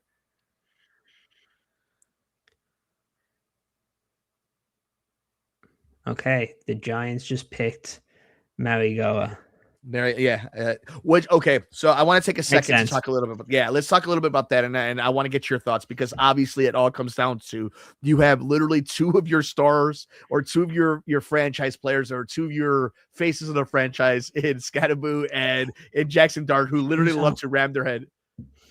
This goes back to what you were saying about Miami, because Ruben Bain. But then again, like fucking Caleb Downs is still out there. I'm just saying. I think. Listen. All right. Shout out. I just don't want to hear that the Detroit Lions have traded up. I just don't want to hear that. Good, better, best. If you guys missed it, watch it on last night's stream. If they fucking move up and get Ruben Bain, I'm gonna be so pissed off. Imagine Ruben Bain and Hutch across from each other. Like that sucks. I told you, my nightmare. I didn't even think about that being a possibility because my nightmare has always been the other Miami guy, Mesidor, being on the side of Hutchinson. The idea of Ruben Bain.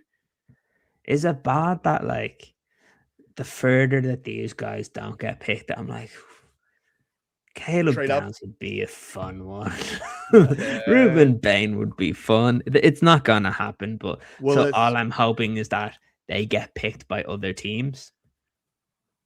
Let's answer the question I asked earlier, though, right? The Mendoza line of where is it that all of a sudden you actually start talking about the guy we want is close enough that we'll make a move? Do we start getting there when Tampa Bay is on the board? Like when we were talking about that last night, like is Tampa Bay when you're like, oh, I heard a rumor earlier. Before we get into the rumor, how much weight or how much money would you be willing to gamble on this type of rumor, or so we have a base of where we're at? Okay, this person who told me about this told me about DJ Moore to the Bills, but also told me that the Titans were trying to trade for him. So that was one. This person also, what else did he tell me? Oh, he told me something along the lines about Caleb Banks, which I have not put out there, so I'm not going to say what it was. But let me just grab the text. Sorry.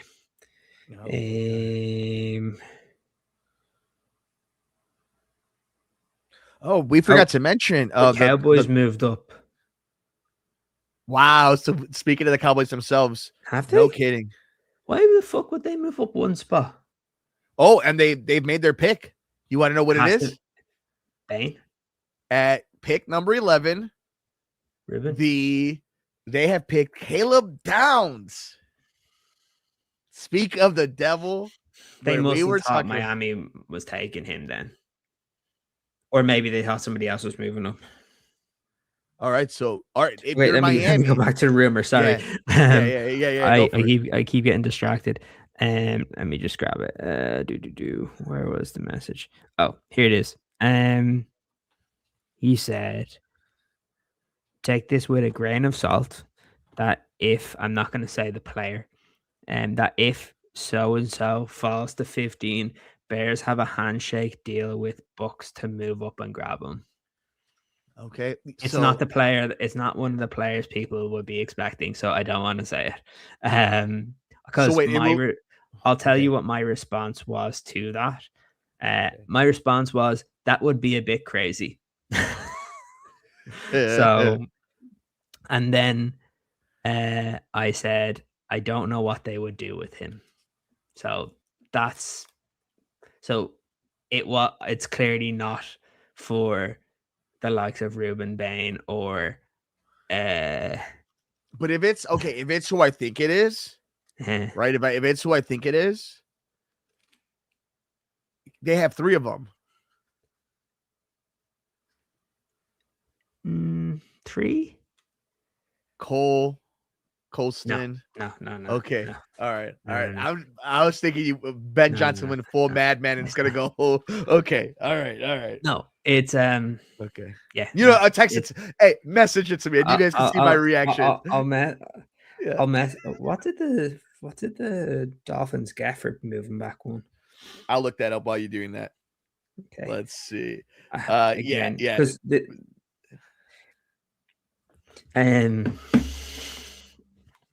oh wow. Yeah.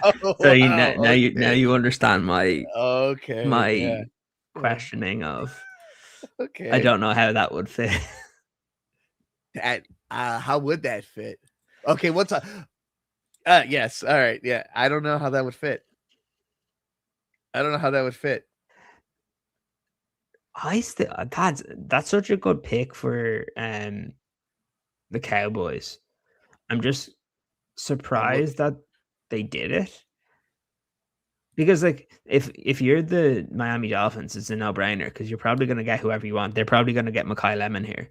Yeah, so it's pick 12. So the Cowboys get pick 11. The Dolphins got pick 12, 177, and 180. It's good. That's a good trade. That's according to Field Yates. Shout out to everybody joining us here on Bear Era. If somebody wants to do that, I would love it. Yeah. Shout out Bearlissimo. Thank you for joining us. Go ahead, Ciaran. Yeah, hope you guys are enjoying the draft, and it's look, I think this first round has kind of lived up to the expectations. We have 2 trades already, where the Kansas City Chiefs moved up to 6. You had the Cowboys moving up to 11.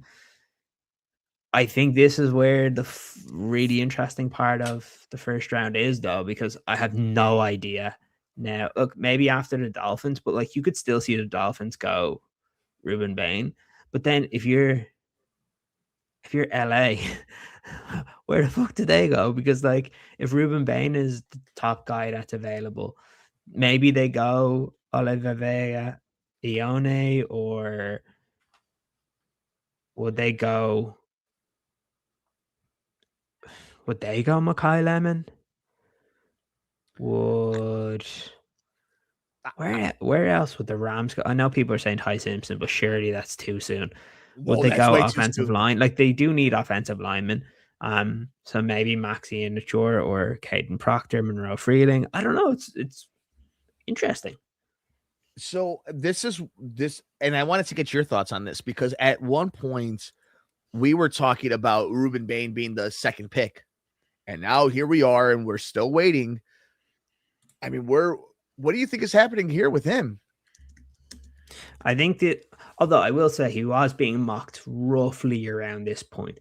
I'd be surprised if he starts getting to like 15. If he got to 15, I'm making a move because I love Ruben Bain. Yeah. Because if you can add Ruben Bain to this team, I don't care that he has short arms. I honestly don't give a shit. Like, people said the same thing for Nick Bonito.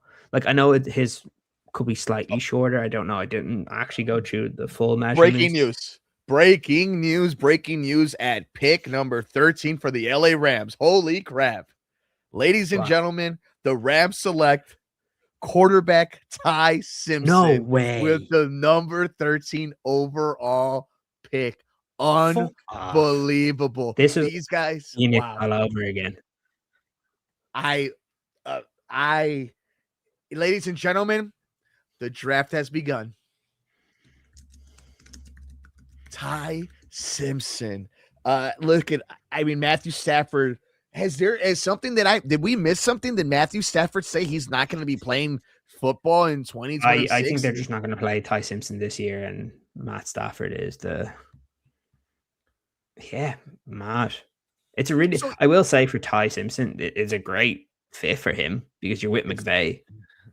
That's what always comes back down to, right? Like, if you can't be with Kevin O'Connell, like, that's who you want to be with, is Sean McVay when it comes to rehabbing, or with Kyle Shanahan, right? Like, it's, if you want to be with a quarterback whisperer who's going to develop or rehab you. And I guess if you're looking at, I guess here's the question, right? Like, if you're the Rams, the way you're thinking about it, it's like, you still arguably probably have the best quarterback in the NFC West. And you are arguably trying to develop the guy who might be the best quarterback in the NFC West in 5 years from now, right? Because do you think quarterback that won a Super Bowl, I'm not going to hate on him, Sam Darnold, do you believe Sam Darnold is Did I miss something? Who did the Dolphins take?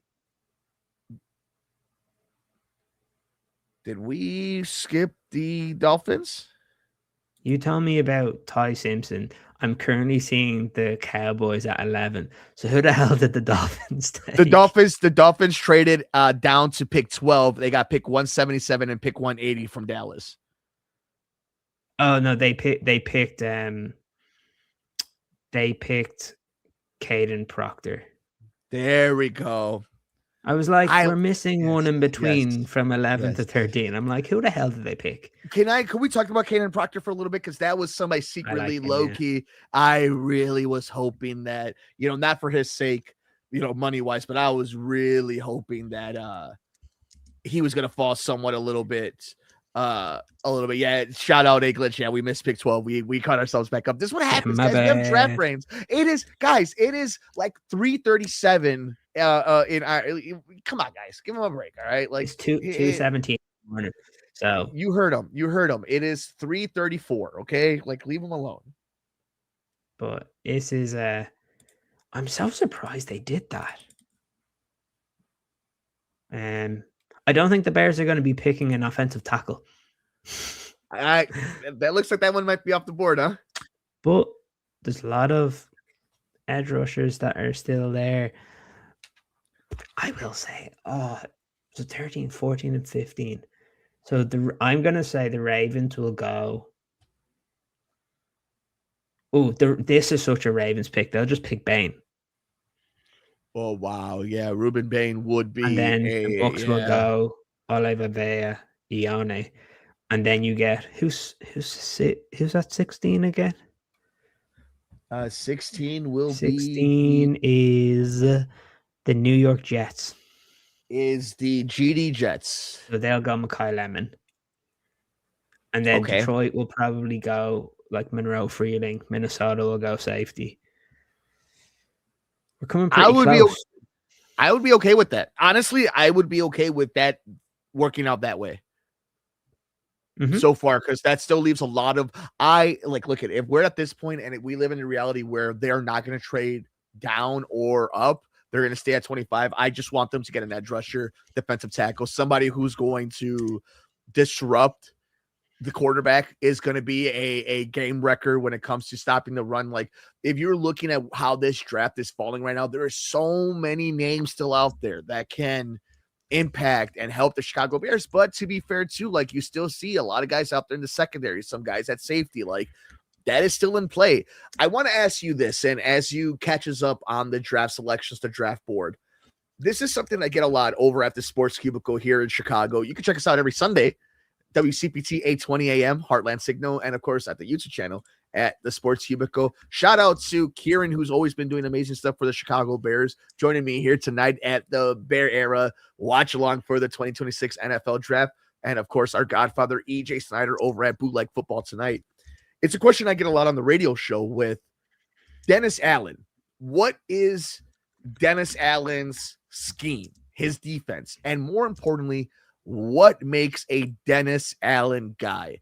And it is something that a lot of people talk about when it came to the free agency period, when it came to the trade market, and now that we've made it to the NFL draft, and you're seeing guys like Keldrick Falk, when you're looking at guys like Mesidor, when you're looking at guys, hell, Ruben Bain falling, just the McCoys, and what makes somebody a Dennis Allen guy? But more importantly, does that really matter when your team isn't defensive, fronting, facing? It's ran by Ben Johnson. It's a Ben Johnson team. How much of that is to play? What is the Dennis Allen effect? Kind of encompassing for anybody joining us for the first time, watching the Bears' perspective of this. Yeah, it's an interesting one. Look, I've said this before, and the reason why I think the Bears drafting is going to improve over the coming years if they keep the same coaching staff in place. Like what I mean by that is like you have Dennis Allen in place, and the defense is good, and you don't feel like you need to replace him. It means you have specific systems in place to where you already know the type of player that needs to fit. We know that for Ben, we've seen it. The players he brought in to fit his system worked. So then the question's just going to be, can you trust Dennis Allen in the players that he wants for his defense? Because of what we saw last year, you can trust Ben Johnson for who he wants in his offense. Like if Ben Johnson's like, go up and get me Mekhi Lemon right now, you're like, okay. You know that he would have a plan to how to use him. If the Bears selected Maxi Enachor and we're like, we think he can play left tackle, you're like, okay, we trust you because you did the exact same thing with Ozzy Trapillo last year, who was a right tackle coming out, and you eventually moved him over to left, and unfortunately for him, he got injured. So like, that's where this becomes very interesting. This was 2 weeks ago.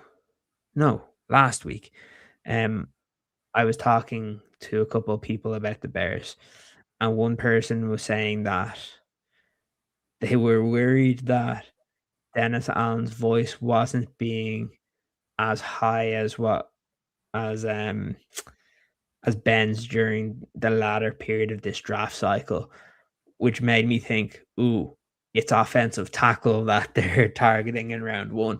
But look, I will say as well, if they get to 25 and they have multiple players that are on the board, if Dennis Allen could hand pick a player that's left, obviously I'm going to take Ruben Bain out of this because I think he would be the obvious one, but of the guys we expect, I think he'd pick Keldrick Falk. I think it just fits what he wants to do. I'd love it. I know other people will hate it, and that kind of makes me love it even more. So no matter where this guy goes, I'm kind of a fan of his, so I hope that he does well.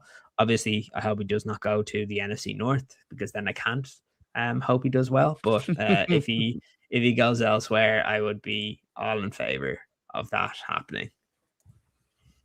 Yeah, I'm interested to see how far along the Bain fall, the Bain slide. Like that's what this is going to become. Like unless like in the next pick or two he ends up being picked, it's going to be interesting to see if that's the story of this year's draft, that Ruben Bain was the steal, or when we find out the reports of why exactly he fell, that teams didn't like this or they didn't like these numbers.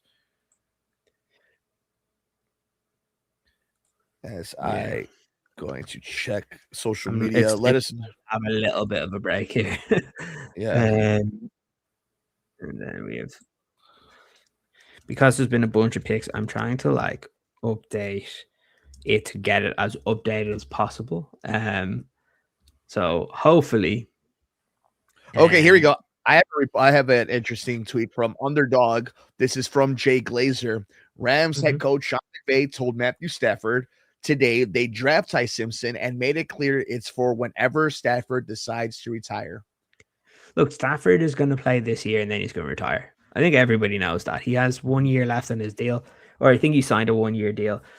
Stafford's not playing past this year. And if they're good, like think about it, if the Rams are good again, you're not going to get a quarterback next year.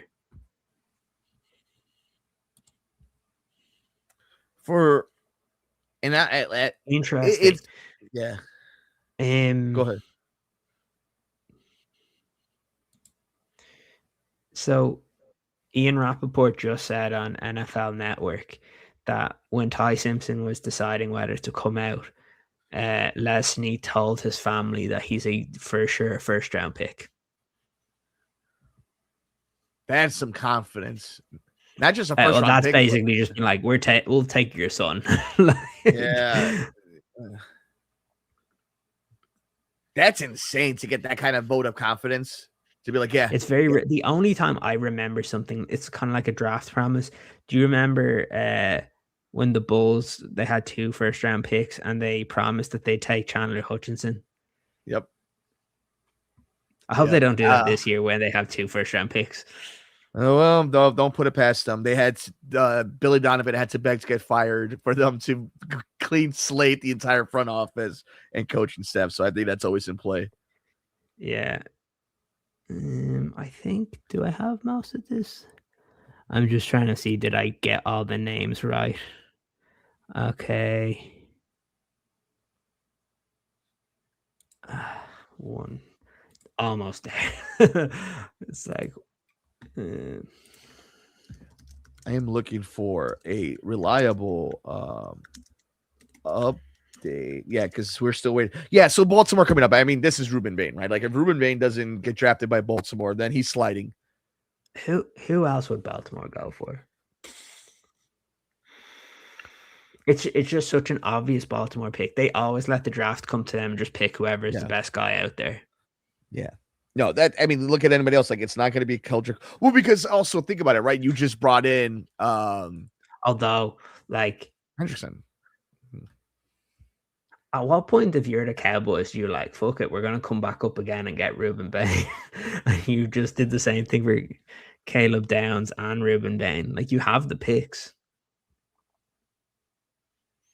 How close do you think they are? Dallas, that is. I still think this is madness. Yeah, I love it. This is the type of first round I wanted. Well, the Ravens have made their pick. Let's hold off a few minutes. All right, so because they've only announced the Rams one, so let's give it a minute or two. So and like I don't know, it's what are your thoughts on the Rams doing that? Because like. I know there was a rumor earlier that this was going to happen. I'm like, surely not. 13's very, very soon. But like, how does that change the landscape, right? Like, I know I don't like really going into fantasy and stuff like that, right? But like, how does that change the landscape of people viewing Ty Simpson? Yeah, like, I guess everyone expects him to be a second round pick, and now suddenly he's picked number 13 in the draft. And you have to think like, okay, this is my main concern, and that I'm being 100% honest. This is my main concern about everything that's happening with LA is they've never really valued high priority draft picks, and they're relying and everything is on a wide receiver who just is for lack of a better word, a dog out there. Like he is somebody that's gonna get hurt. He's going to put himself out there. He's going to put himself out there for risk. And Puka Nacua is one of the best talents in the entire NFL. And is somebody that is always at high risk of getting hurt and jeopardizing your entire offense. So cool. I've updated it, so we're good to go. yeah. But with that, like, I think that's where it, like, I don't think the NFC West is necessarily like, it's not the division that has the sexy Josh Allen's, Lamar Jackson, Caleb Williams, top quarterbacks that are on the Wii box. And it's like, if you think it's Matthew Stafford is the bang guy there, Sam Darnold, Jacoby Brissett. You know what I mean? Like, if I can't believe I'm so much that I'm spacing his name from San Francisco. My man's not Daniel Jones, San Francisco's quarterback. Purdy. Not Mac Jones. Brock Purdy. I mean, for God's sakes, like, if you're LA, I think you have to feel pretty good that you could overcome that type of talent of like, that's the quarterbacks in your division. Mm-hmm. So like, why not? Why not take the risk? Like, you have the best head coach in football, arguably the best offensive mind in football. Like, if you're going to ever risk it and you think this is the guy, what I find interesting. Yeah, go ahead. Will we go on to what the Ravens have done here? So yeah, before we do that, and this is because it's happened now before pick number 15. What we were saying is, it was this player that I was told that the Bears were interested in. I don't understand it in terms of, because he's more of an interior offensive line. I know I have offensive tackle there, but he's actually a interior guy. Ole Vavea, Ione going to the Baltimore Ravens. You're at 15, like, oh, fuck's sake. Why? Explain to me why this is not good. Ruben Bain could fall to 17 because the Jets took an edge rusher already. If Tampa Bay doesn't take an edge rusher, you have the Detroit Lions and the Minnesota Vikings that could take Ruben Bain, who is a top. Where did I have him ranked? Sorry, number 9 on your top. Honestly, I'd consider moving up at this point. Are you there now? Are we there at this point of the draft now? I don't like. I get it. People don't want, but like, it's just different. Like, it's. I've always said, if they really loved Ruben Bain, and maybe they just did. They didn't think they'd have an opportunity to get him. But like, he's so good. But look, there's guys they might want a guy like Keldrick Falk. Like, if I was the Cowboys, I'd be moving up here and trying to jump the Detroit Lions. But yeah, I think we talked about it yesterday. It's the idea. Don't worry about it. Don't worry about it. The Tampa Bay Buccaneers have taken Ruben Bain, so there you go. All right, that is fine. In where the fuck is Mekhi Lemon gonna go? The Jets. Okay, yeah. Has to be the Jets. Has to be. Let me ask you, would Mekhi Lemon, if he gets to 17 or 18, is he a threat for either of those two teams? Like, in terms of, you think that he would go to the Detroit Lions or Vikings? Yeah, like the Lions, you could easily see it. But the only reason why I would say like potentially no is that surely they're going to take an offensive tackle because they lost their left tackle and are moving Sewell over to left tackle, but that means they have no right tackle right now. Like, they're talking about starting Larry Borum. They need to pick a tackle. Like, that's just the way it is.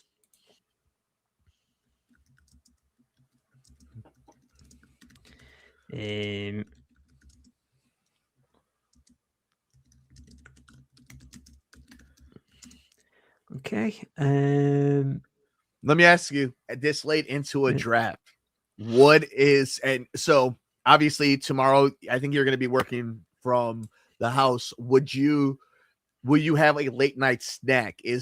Are you done eating? Are you done like I'm done eating? Yeah. I'm done eating. Yeah.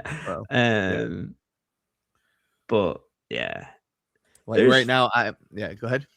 What are you having? Right now, we have ourselves a little bit of some pizza. You Oh, guys can see nice. it. Yeah, a little bit of the sausage pizza, but yeah, it's always funny because whenever I watch like these watch alongs, right? Like Mm-hmm. it's so as we wait for the picks to come in and some of the news to drop in, we're gonna really hunker down as we get to pick 17, pick 18, and get ready for the Bears to make their pick. You know, it's funny because I come from the old schoolness of media training, right? So I'm really lucky. I started in 2013 when I was 23. So all these years later now, you know, I've done some really cool stuff, and watch alongs are kind of like the epitome of the opposite of what you're trained to do and like the media, right? So every once in a Mm-hmm. while, like catching like downtime, one of the worst feelings, because you know, at 6 a.m. tomorrow, I'll be doing Chicago radio. One of the worst Yep. things you can ever have is dead air. But when you watch a watch along, where like we're doing right here on Bear Arrow, or when you're watching, you know, like the Godfather EJ doing his thing, or when all the years you've been doing it, it's always funny that there's just dead air because that's the natural conversation points. And it's always so funny, like my anxiety levels, like as a Bears fan watching a draft and then doing these watch alongs, being like, oh my God, there's dead air. We need to be able to fill it. It's just so funny to see the media landscape change so much and it Mm-hmm. evolving with the sport itself, with how valuable this type of media is, you know? It is. It's extremely valuable, and look, it. I guess it's one of those that's just fun. It's a little bit different because look, even when we do the podcast, like obviously we take comments and stuff, but we have our plans. We know what we're going to be working on and what we're going to be talking about on different shows. But like these type of ones they're just fun. It's we want this to be like as if you were watching it with your friends and Mhm. having a bit of fun with it. So yeah, it's cool, but it's nice. I'm actually liking the fact that the picks are coming in fast. It seems like they're coming in faster this year than they have in the past. I Yeah. know it's a shorter clock, but I didn't actually realize quite how much of a difference it would make, and I feel like it has made a bit of a difference. So it's pretty cool. And you know, I'm glad you brought that up because I think sometimes a lot of people forget where we're at now as sports fans. And I think more than sports fans, just the reality of consumers in today's day and age, where this is a product, right? Like in a perfect world, it wouldn't matter how much time it takes. You want to make sure the teams get it right. Like, why would you rush them to make a pick? But this is a TV product. Never forget growing up, like this was a weekend thing where the NFL draft was 2 days, the first 3 rounds, and the next I have four, a and it was an question for you. all day. Yeah, yeah. I'm after seeing the Jets pick. Who did I select for the Jets yesterday? Do you remember? Ooh, I do not remember. I can find out if you want to give me a second. Yeah. Yeah, I will find out for you. Find out who I picked. Yeah. Because now granted I had guys like now it sucks because Makai Lemon is gonna be out there and the Detroit Lions could just take him. Maybe he tanked some interviews or something, but I don't know. Let's see. It's a So I'll just do a quick recap while you're doing that. So obviously the Raiders go Fernando Mendoza, the Jets go David Bailey. Jeremiah Love was the first kind of surprise. He goes number 3. Carnell Tate again was another big surprise going 4. The Giants getting the best player in the draft, I think, in Arvell Reese. Then the Kansas City Chiefs jumped over the Washington Commanders to go get Mansour Delane. You then had Sonny Styles go to Washington. You had Jordan Tyson going to the Saints. You had Spencer Fano going to the Cleveland Browns. Francis Marigot went to the Giants. The Cowboys traded up to 11 to get Caleb Downs. Caden Proctor goes to the Miami Dolphins. Ty Simpson was one of the surprises at number 13. And then at number 14, you had Olivia Ione. And then at 15, you had the Bucks taking Ruben Bain Jr. And now the Jets. Have you found who I picked yet? You are currently making the pick as I am watching who your pick is going to be. You picked. Oh, here we go. You're hovering over. I think I remember who it was. I just want to confirm if it was them. Yeah, it sure was. Yep. You went ahead and you picked Kenyan Sadiq. And who did the Jets just pick? Unbelievable. They picked Kenyan Sadiq. I really like that for the Jets. Really like it. They don't have a quarterback, but they have weapons. So Talk when to they me a get little a bit. quarterback, Talk to me about Sadiq though. Like, I got a little bit of a sneak peek of your like scouting report. Talk to me about like recently some of the great tight ends that we've seen in the first, second, third round of the NFL drafts recently. Where does he rank amongst some of the prospects that came out in the same position? he like it's tough because last year, obviously, Tyler Warren and Colson had such a good season. Um, I could see him in a similar vein to what we've seen Laporta do. Um, where he'll have an impact early on. He's not. I don't think he's ever going to be like your top 3 or top 5 guys, but like he's not going to be like Brock Bowers, but like he's going to be like the upper echelon of tight ends. He's a physical freak. He's going to be one of the best. He's going to get a lot of catches just because the Jets are going the more experienced route, and we know that normally when you don't have like a franchise level guy, you're going to use the tight end as that supporting blanket. Did you see this from a glitch? And I had to confirm this. They did draft Mason Taylor in like a top 40 pick last year. They did indeed.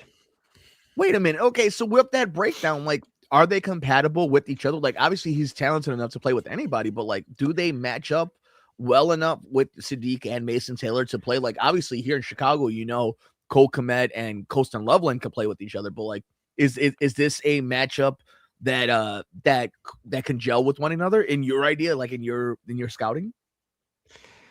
I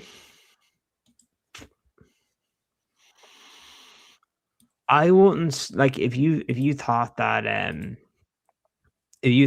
Kenyon Sadiq is that good. I don't think a player like Mason Taylor stops you from taking him. And I think that's kind of where I would be at. I like Mason Taylor's fine, right? Like you still need multiple tight ends. Like we see teams do that all the time. Sorry, let me move us up a little bit. Like you see teams do that all the time. By the way, it looks like the pick is in and it has been made. So go ahead and finish your thought and then we'll get to who the Lions pick.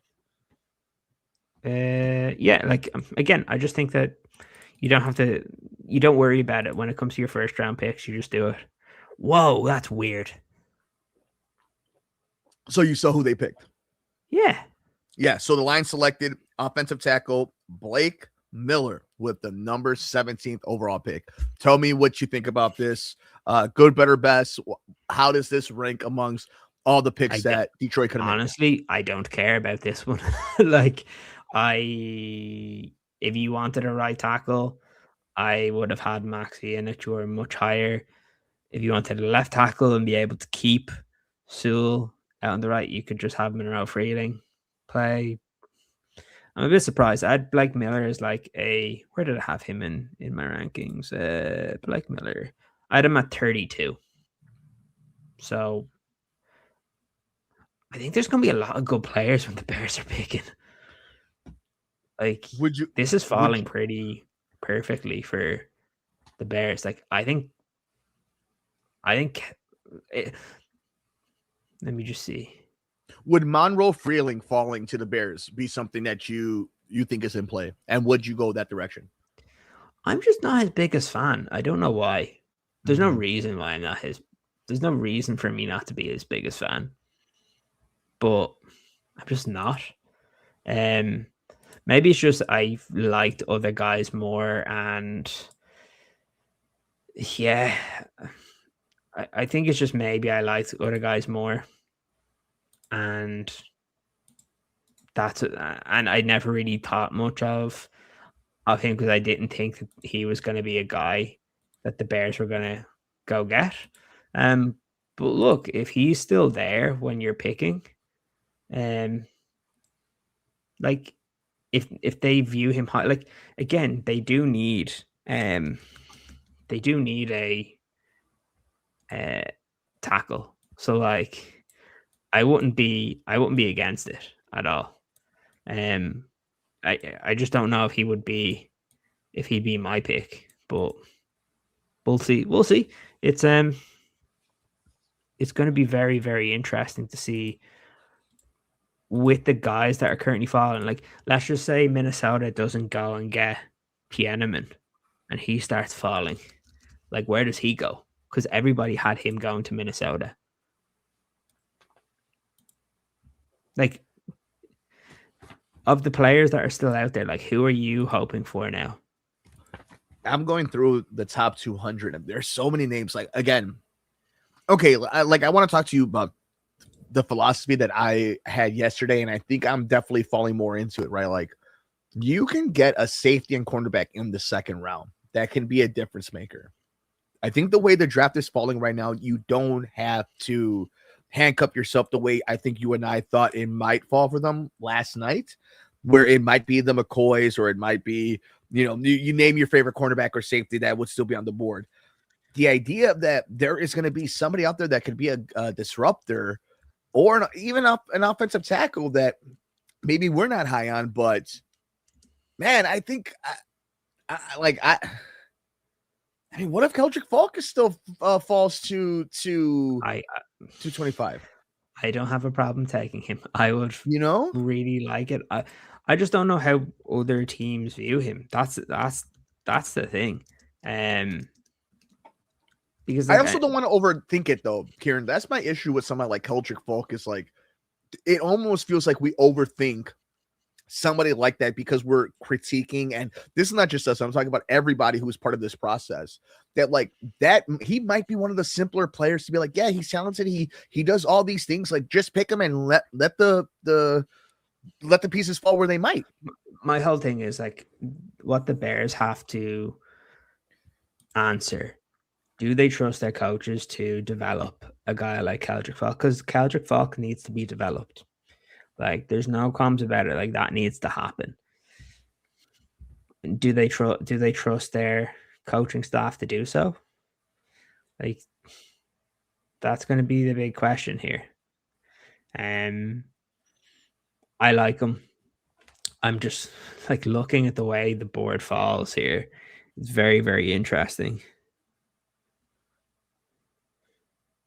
I do think we're going to see a run of offensive linemen go right now, though. Yeah, because you're going to see the Chargers are definitely going to take one. I think the Eagles will take one as well.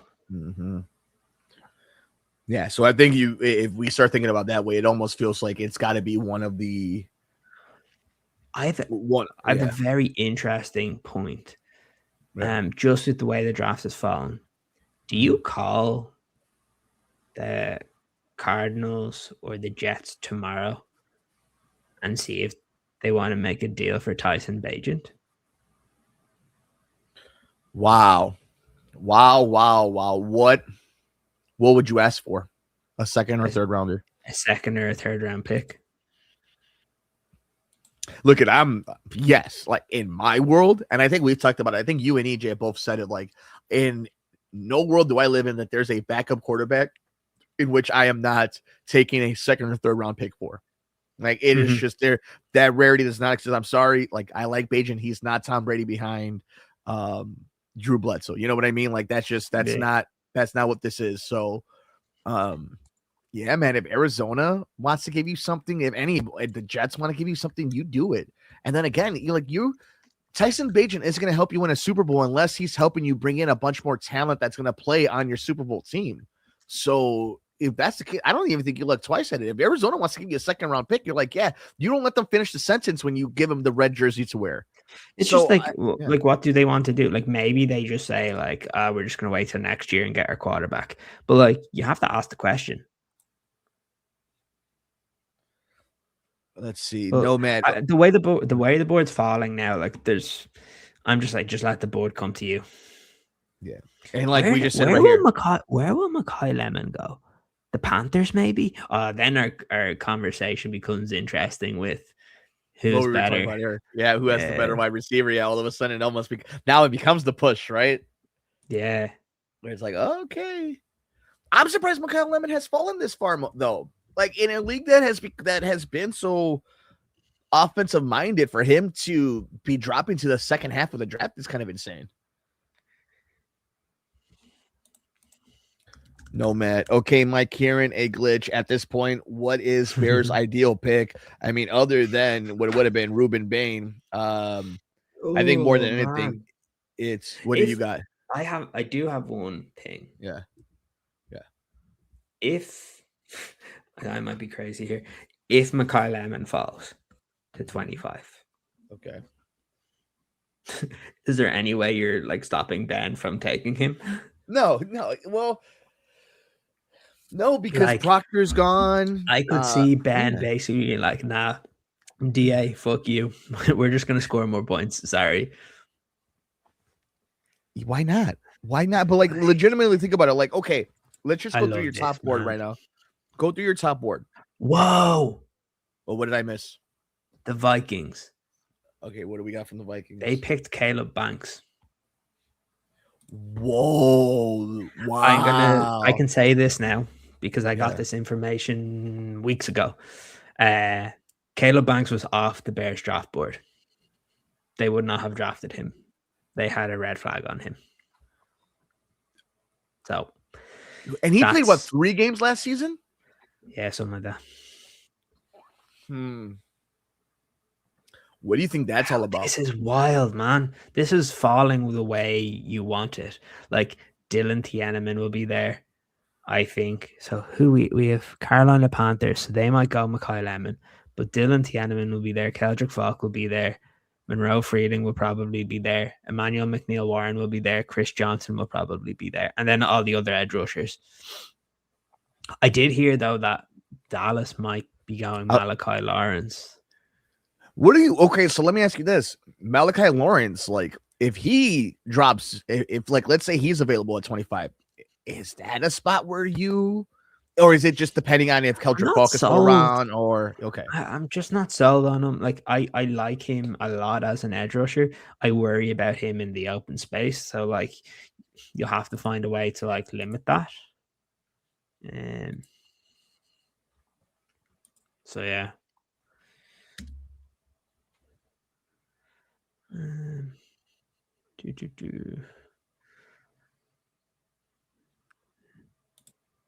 Okay. I do have the pick for the Panthers. Sorry, I'm just updating the Did I get this correct? Yes, I did. I will say this about the Panthers pick before we get to it actually officially. It is going on to the theme that you and I are talking about. By pick 19, it was somebody who I think might have been on the Bears' radar if he fell to 25, but who was it? It is offensive tackle Monroe Freeling is going to. I'm glad that they took him. I didn't want him. Panthers. So they need to be fair. They need to protect Bryce. Yes. Yeah, absolutely. But it would have been interesting to have seen Lemon across from Tet. Mm-hmm. The closer it gets, though, I know the Steelers surely will go Mackay.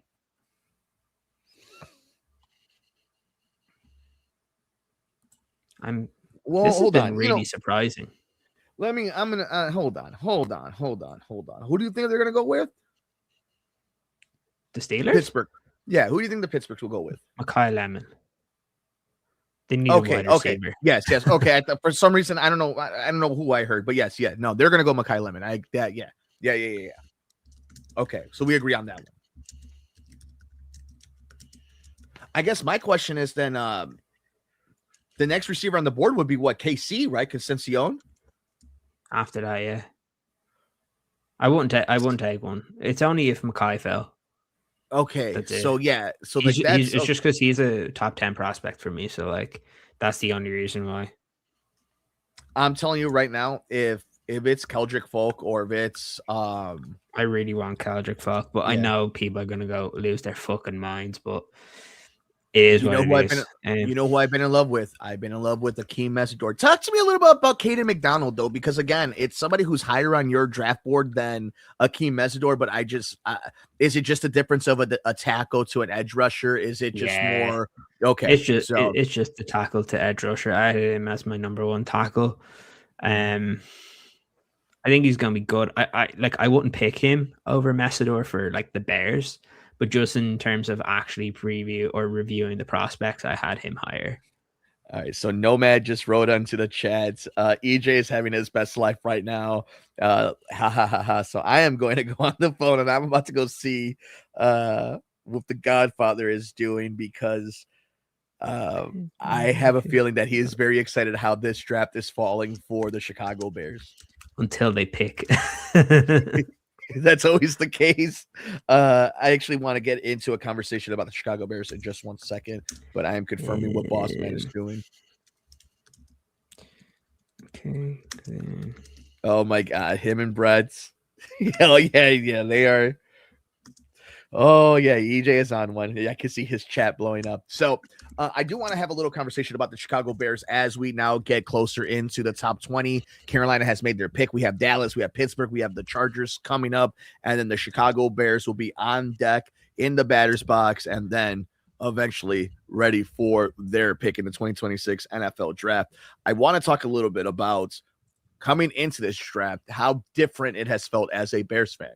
The difference of energy, having a coach that you trust, a GM that has earned some stripes, and having a quarterback that you trust putting your franchise keys in the hands of. And I am interested to see what this pick means in the mindset, in the pecking order of everything that's going on in Hallis Hall. If what Ciaran is saying is something where they go for somebody on the offensive side, somebody falls to them, does that show that Ben Johnson is willing to say, I trust my guys, my scheme, my offense enough to outscore anybody in the league, no matter what defense is? Or is this an organization? Okay, what we got? The Eagles have moved up to pick 20. So a Cowboys Eagles trade? To me, that's they're going for an offensive tackle because you've just seen the Lions take one. You've seen the Panthers take one. And you would assume the Chargers would be looking and the Chargers will take one. Yeah. So Pittsburgh is sitting pretty clean. Yeah. The Bears might not be with the Eagles, with the Cowboys moving back. They can still take if you're targeting an edge rusher. The Cowboys could still take who you want. I just saw this in a chat, and this is something that I've been trying to avoid because I think you and EJ have been on it for a lot, and I think it's just one of those things where talking into existence is going to make it a thing, and it's like I don't want to do the overreaction because it's not the sexiest to pick, but I think somebody just put Dylan and Thieneman, right, from Oregon. Does that feel like a Bears pick? It does kind of, even if everything falls the way it does. He's awesome. He's great. It feels like that's the pick, though, right? Especially with Kobe Bryant now being added to the mix. Like this feels like kind of the pick. I'm fine with it. Like you do that, and like he's going to be a starter. He's the number 2 ranked safety in this draft. The question is just going to be whether they think that there's value further in the draft at the safety position. That's what they have to decide here. This is the cool thing about picking where they're picking is that there's loads of options. If they want to go corner, they can do that. There's only been one corner taken, right? Yeah, Mansour Devan. So like there's been one corner taken. There's been one safety taken. There's been what?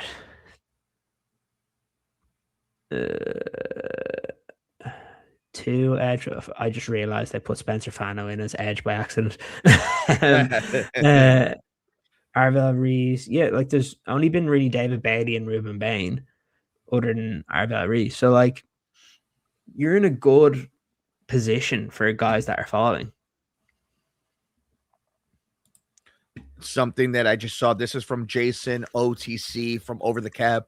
The Bears have opened up $10.375 million in cap room. Apparently, they have restructured the contracts of offensive lineman Jonah Jackson and Cole Kmet. Nice. So some interesting That's news. what I was saying. Like people need There we go. The Eagles are picking Mekhi Lemon. Wow, that's interesting. So AJ AJ Brown is Brown, gone. yeah, AJ Brown is gone. Damn, after all that, Diana's gonna be right, huh? After all that, she's still gonna be right. Son of a bitch. Yeah. So Mekhi Lemon to Philadelphia. I mean, look at what do we say? Good pick. Because yeah, I mean, I think it's a really good pick. It's the cool go thing. ahead. I want to hear I this. think the cool thing about this is the top 3 receivers have all gone to good situations. The Titans one, look, obviously Titans is a young offense, but like Carnell Tate will be your number 1 receiver. Jordan Tyson is going to a good situation with the Saints. And then obviously here you're going to see Mekhi Lemon potentially going to the best situation, getting to play for the Eagles, who will be a fringe playoff team or potentially get into the playoffs. So like, I think that's a good one. I like it. And like, okay, so you want to let's have a little Eagles talk for all our Eagles friends out there. So I have never been a believer of somebody who won a Heisman Trophy, somebody who played for a prestige college less than Devontae Smith. It is just something about the body type. Even though there's some special plays that he makes as a Super Bowl champion, I never saw him as a true wide receiver 1. AJ Brown has all the attributes. If you're doing to build a character, he is the prototype wide receiver. And still, there are moments where you're like, man, he could be so much better. So even with all that being said, like, this is a team that I don't think has ever been, for lack of a better word, the superstars that they've had at wide receiver, I still feel are on a tier different than like the true top receivers. And that's including AJ Brown, who like is a hell of a player, but great player. And this is, I don't know if you agree with me, this, especially in the NFL, great players rarely hit the market, are rarely available. Why is AJ Brown constantly moving from Tennessee, now from Philadelphia, and moving on again? That's why. And like look at, there's a level, right? The FAFO, right? Where your pain in the ass level and your talent level eventually meet at a certain intersection, right? You would think with the Eagles that way that offense kind of rolls, but I also think that the Eagles offense is kind of and I may be wrong on this, and it's not the layman's term, but I think it's a little fugazi in this aspect, right? It's not the high-powered, over-the-top, we're going to just be in shootouts, Detroit Lions, LA Rams style of game. It's a much more dirty, opportunistic, we're going to grind out. Hopefully Saquon can carry the ball a bunch and a bunch of 3rd and shorts, 4th and shorts, and that's how we're going to score. I think that's kind of more the Eagles offense. So even then, I think there's a little bit of misconception on the Eagles offense. Maybe that's just how I judge them, but I always feel that about them, that they're a hard team to really put your finger on when it comes to what they should actually be on the offensive side of the ball. Yeah, they're definitely an interesting one. I think, look, they're just so up and down, and look, obviously changing coordinators and stuff this year, maybe that helps them a little bit. We'll see. But yeah, it's I'm just trying to see like where did the Steelers go? Okay, I want to talk about the Steelers. Well, and I'll give you a second to kind of break this down. I want to talk about the Steelers for a second. Why do they feel beholden to try to stay with Aaron Rodgers? This is my question to NFL fans, to Pittsburgh Steelers fans. You don't know anybody anything. You moved on from Ben Roethlisberger. You've moved on from Terry Bradshaw, Cordell Stewart. You name your Steelers quarterback. You've moved on from them. And yet somehow I have never seen an organization bend over backwards more for an old has-been over-the-hill quarterback. And I don't get it. And it's not as if he is doing things that we have not seen from somebody his age. He is not pulling a Tom Brady. He is not doing this spectacular plays or bringing in this great energy and vibe. You don't even have Mike Tomlin anymore. Why are you doing anything to hinder your franchise dealing with this quarterback? I don't understand that. I don't get it either. Like, they should have let him go before now.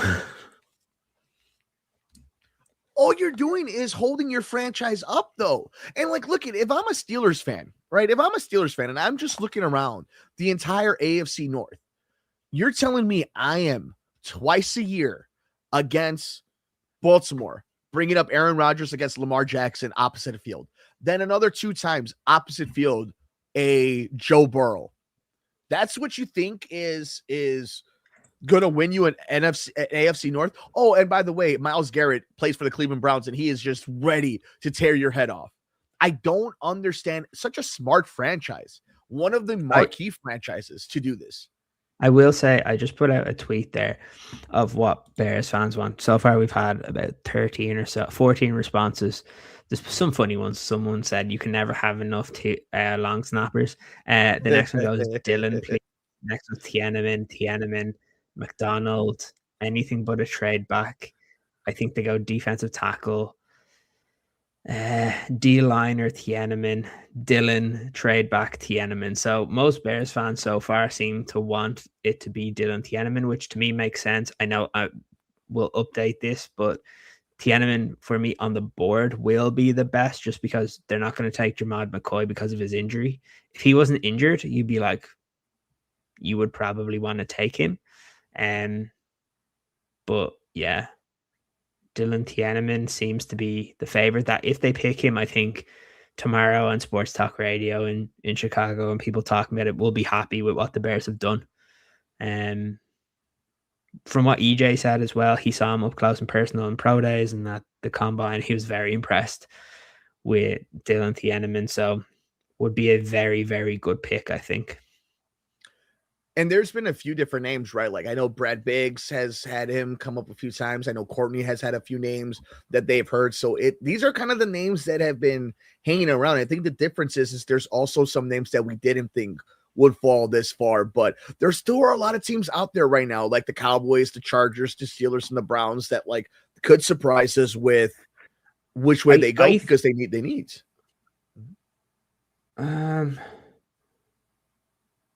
I think, look, I still think the Chargers are going to take an offensive lineman.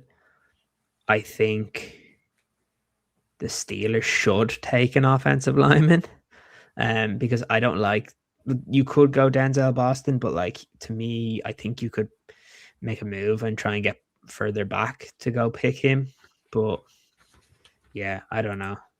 Let me see. Is there more people that have responded?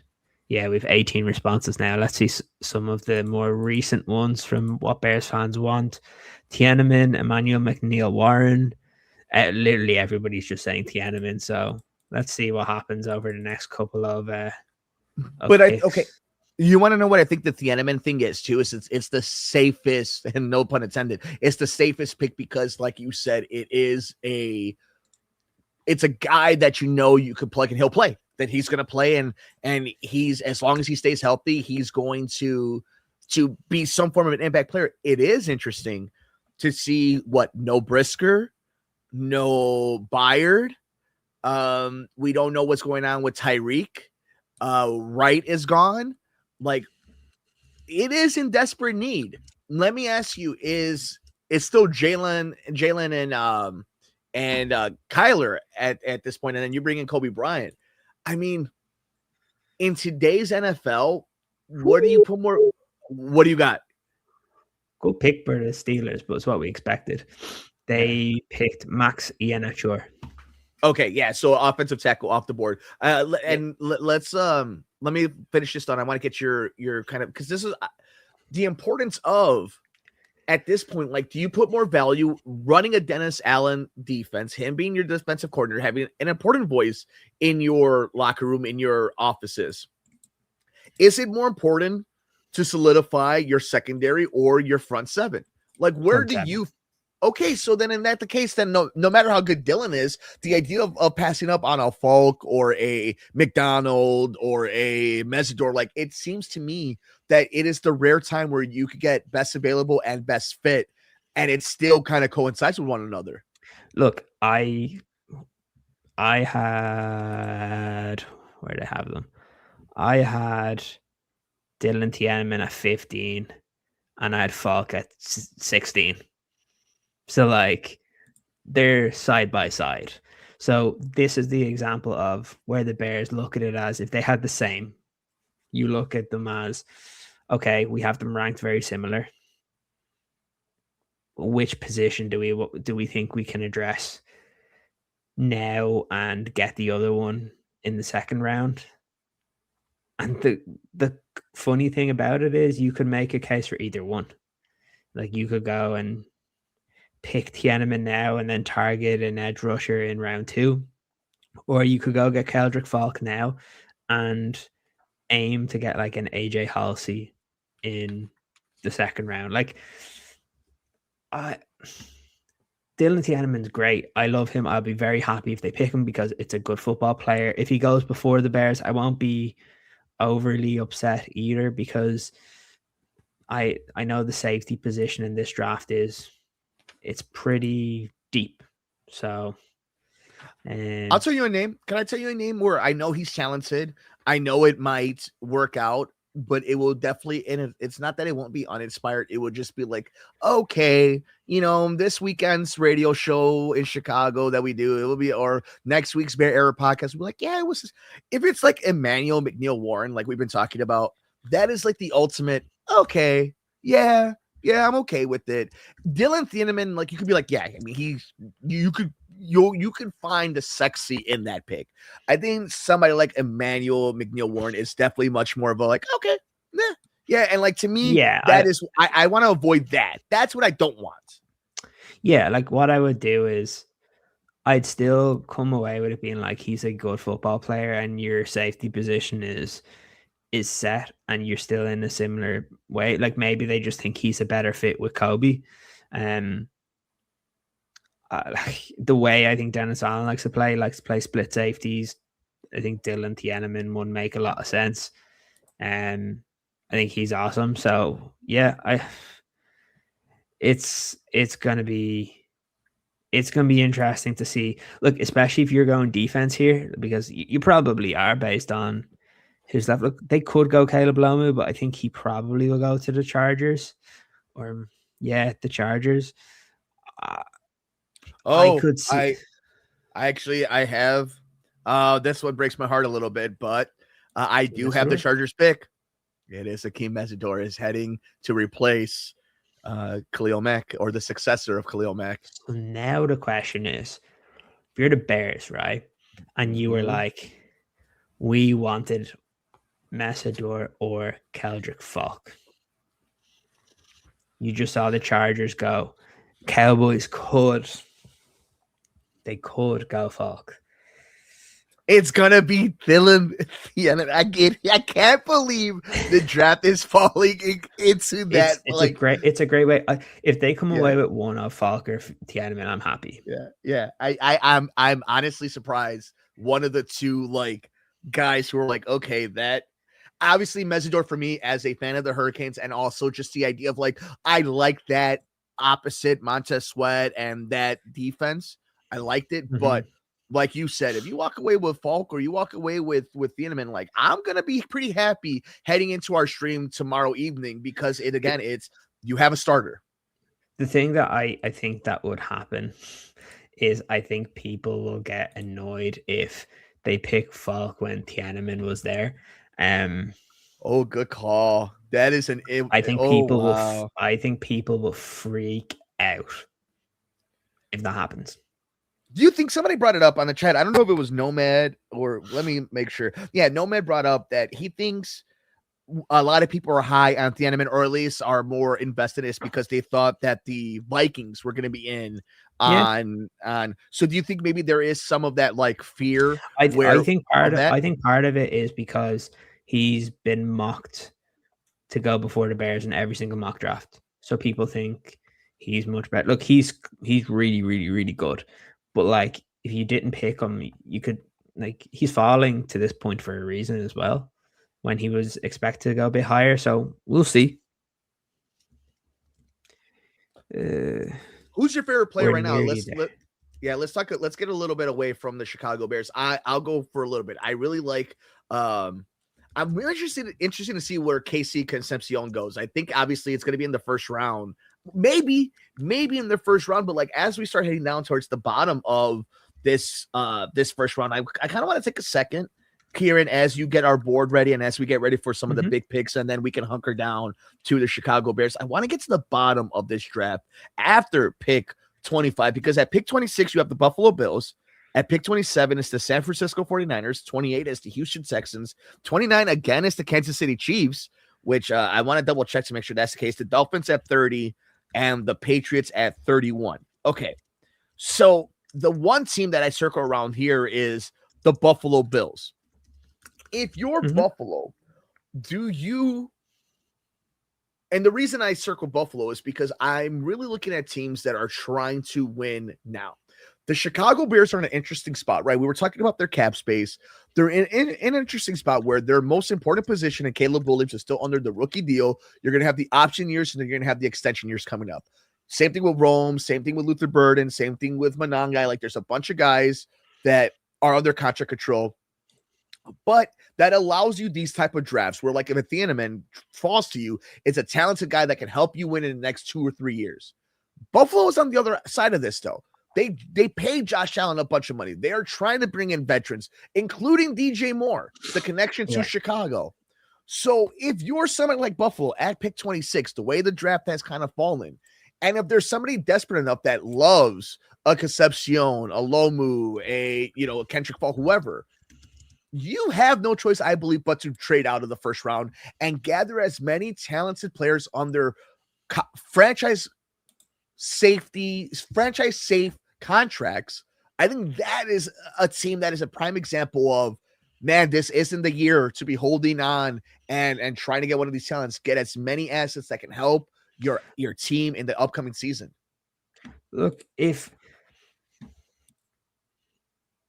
the Cowboys and the Browns go Thieneman and Falk back to back, I would hope the Bears can trade out, because like those are the only two now that I have where I'm just like, they're bona fide still first round picks for me. Everybody else, if you got them in the first round or the second round, they're all the same.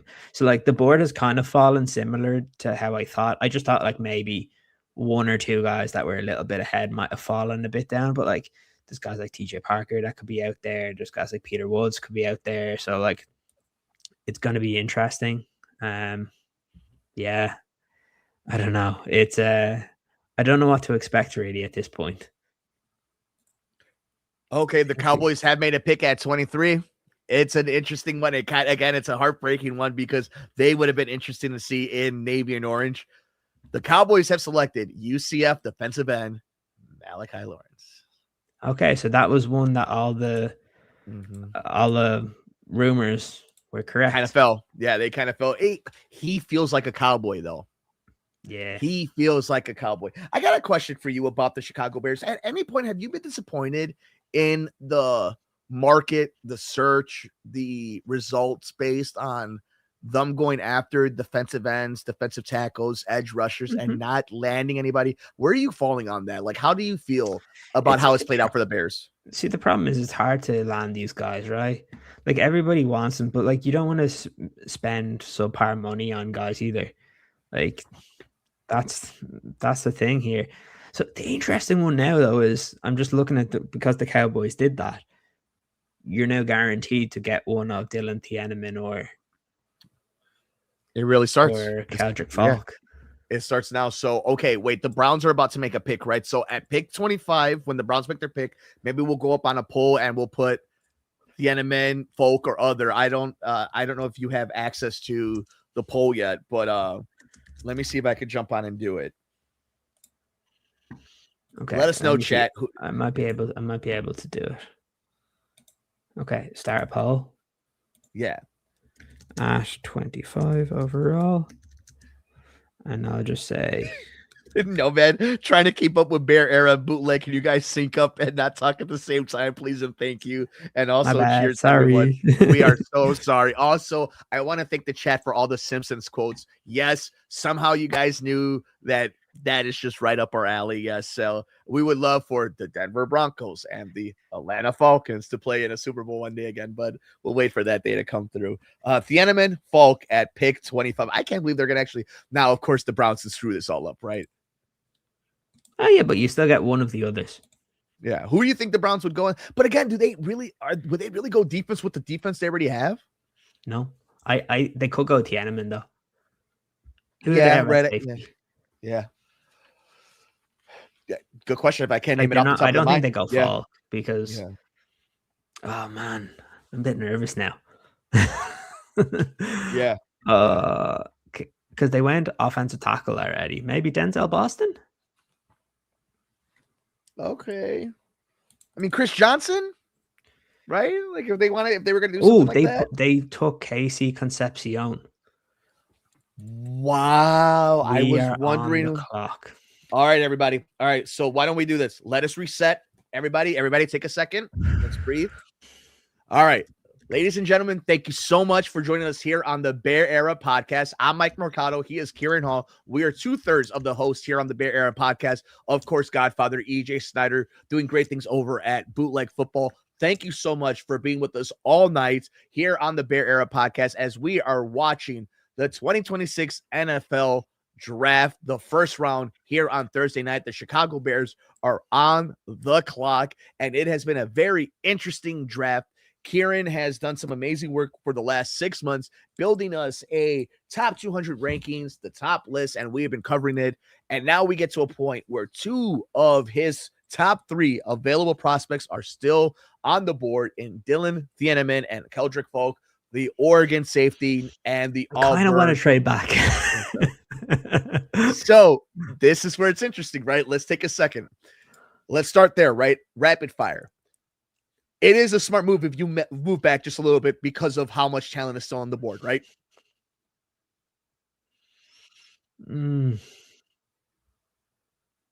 It feels like if you were going to move just a few down, you could still get your hands on Hood, McDonald, Johnson, Warren. The thing is, this they could go in so many ways. Like I've heard them being linked with Caleb Lomu recently. They've been linked to TJ Parker recently. Obviously, we're talking about Falk. Like I think it was Daniel Jeremiah mocked them to there. We've heard them be mocked with Zion Young. Like these are guys that we look at. But as we said, this draft, as it's proved in this first round, vastly different in terms of the boards of some of these teams. So yeah, going to be interesting to see. An interesting note from Eric Lambert on Twitter. The Bears haven't taken a safety in the first round since 1990. I saw that earlier. I saw that this morning. I think somebody was going through all the different positions. Let us see. All right, so I'm seeing some people really high on Dylan Thieneman. I'm seeing some people high on Falk. It seems like Thieneman is he's the favorite. I think he's the favorite right now. And I think like the move back, it is just again if you could gather some assets and still be within the realm of same talent pool, I'm with you. Although I will say this, if they feel strongly, and that is Dennis Allen, Ryan Poles, and Ben Johnson trusts their scouting and their thought. If they are high on Dylan or Keldrick, you just go with it. But if you really like Caden McDonald and you feel like you can get him 3 picks from now, why not? If you could get an extra day 2 pick in this draft where you need the help, I don't see what that would hurt this Bears team. The only thing that is unfortunate, if you will, is that probably this pick does not directly impact Caleb Williams and what Ben Johnson does best. But it is a team game. And you saw last season how often this Bears defense let down this Bears offense. You saw how many leads or how many times the reason they had to be the cardiac Bears was because of labs plays in the secondary or not being able to get pressure on the quarterback. So while it is always fun and sexy to see the wide receiver or running back get drafted for your quarterback, this has fallen for the Bears in a lot of good ways. I think they're going to stay put. I think they're going to make a pick. I think in the next moment or soon, it looks like it's coming in. I'm getting some chats. Let me check the Really? social. Everybody, let us see. Let us I haven't do. seen an update on Okay. my side. I don't know if my Okay. thing is just very slow. All right. I am looking in right now. There are some people saying that the pick might be Lomu. We are Really? waiting. Yeah, I am nothing official just yet. We are holding on. Where the hell? I'm getting no, I haven't seen anything come in yet. Yeah. All right. So we are still on wait for the Chicago Bears to get their first pick. Yeah, the latest thing I'm seeing is still Casey Concepcion. I want to talk about one more thing before we get to the pick. I think for the Chicago Bears, their real draft starts tomorrow. I think this is kind of a tone setter. I think this is the opening band. This is the opening match. This is the opening game. This is the moment where the Bears kind of set their tenor for the next 2 days moving forward. And I think it's an interesting sign that it has fallen where they have the pick of their choosing and most people are going to be comfortable with it. As this time has gone by, as much as I've been on the Celtic Folk train, as much as I've been on the defensive end edge rusher, Dylan Thieneman being there, like it feels like a good Bears move. It feels like I don't know if that pick is safety. Like that's the main thing. And how does this organization? We're learning right now. We talked about it in the very top of this stream. We are finally learning how Ben Johnson runs a draft, how he and Ryan Poles work together, how involved is George McCaskey with them. So the thing is, I'm like, it hasn't said like the pick is in yet. So would you be surprised if they could be trying to trade this?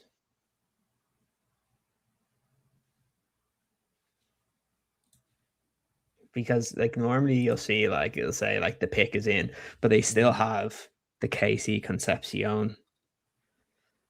I think the Bears are still on the clock. So yeah, there's still 2 minutes left. So I think they're trying to trade this pick. And Bears Twitter right now is kind of pointed out what you just pointed out. Yeah. They drafted Dylan Thieneman. Ladies and gentlemen, your new Chicago Bear from the Oregon Ducks safety, Dylan Thieneman. Here we go. Thank you, everybody, for being with us right here on the Bear Podcast. We reset right now as the Chicago Bears have made their pick in the 2026 NFL first round in the NFL draft.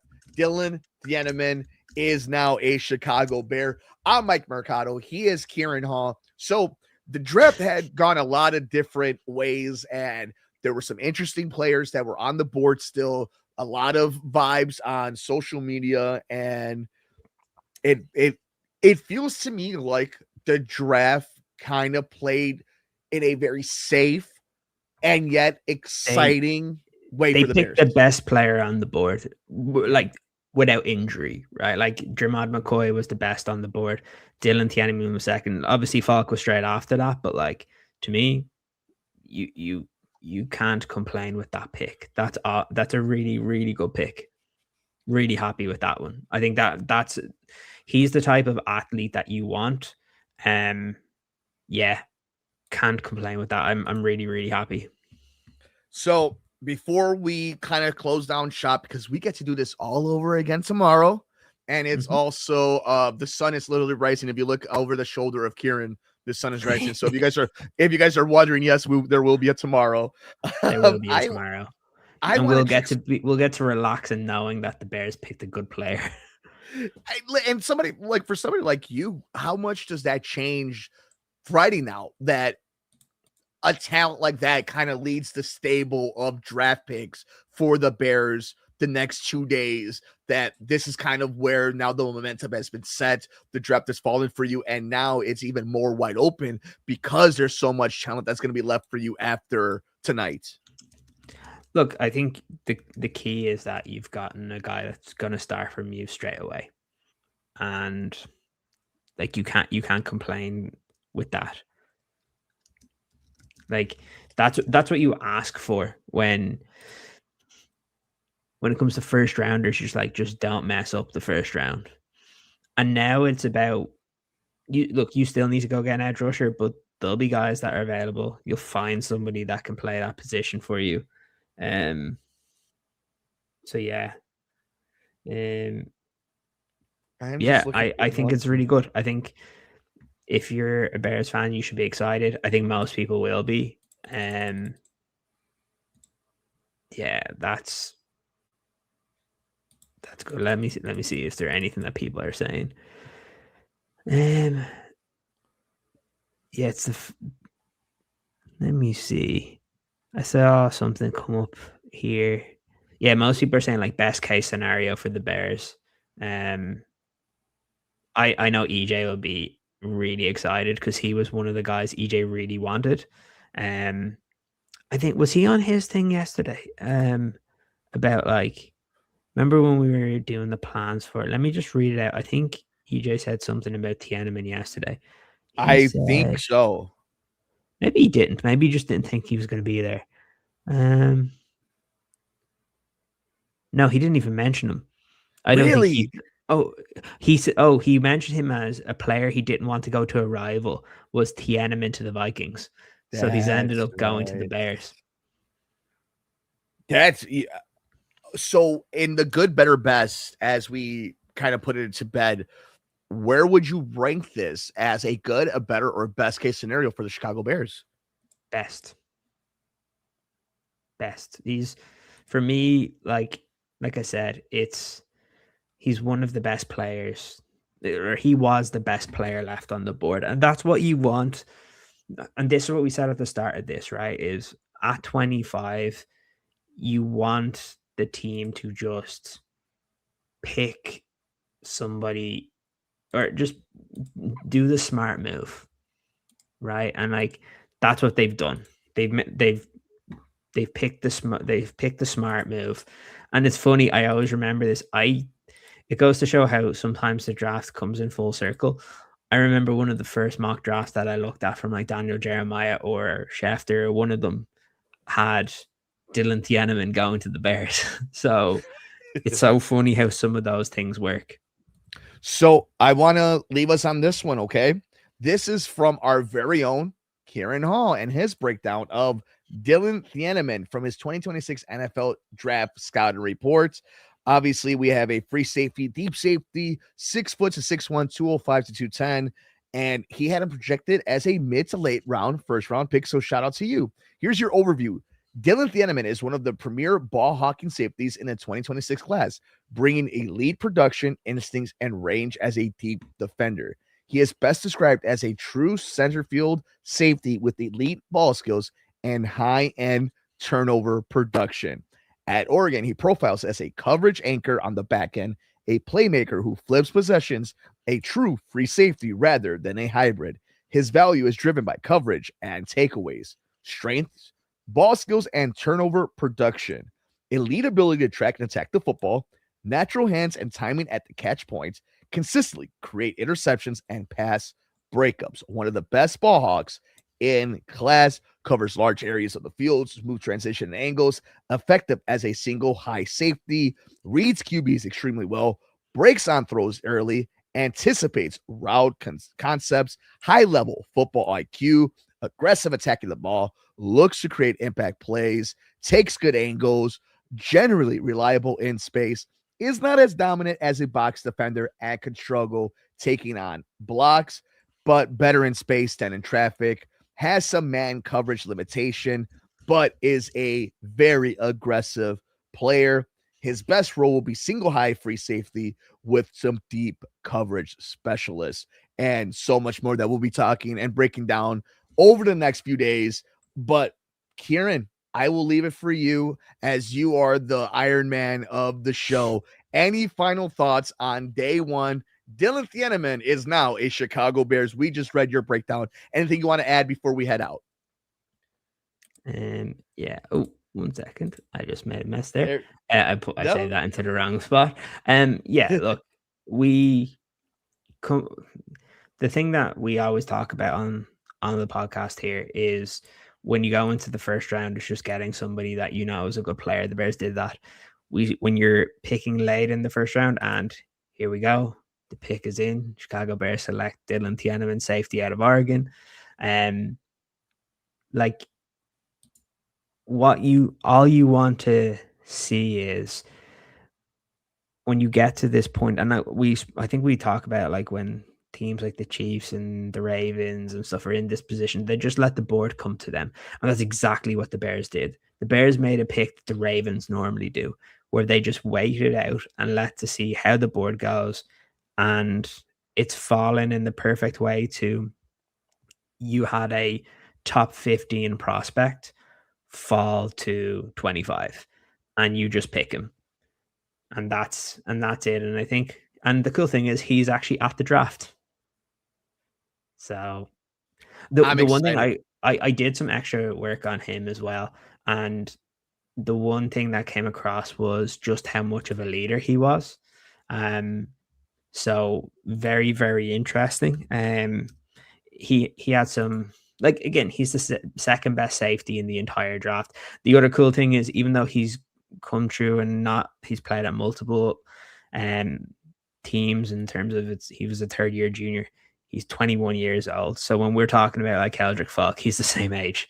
So like these are some of the things that you look at.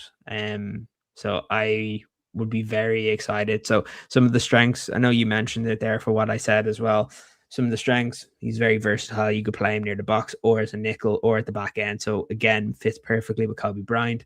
He sees really quick. He attacks without hesitation, and he makes plays on the football. Um, he's a guy. Obviously, he transferred over to Oregon, and like he was fantastic when he was. I think he was at Colorado before.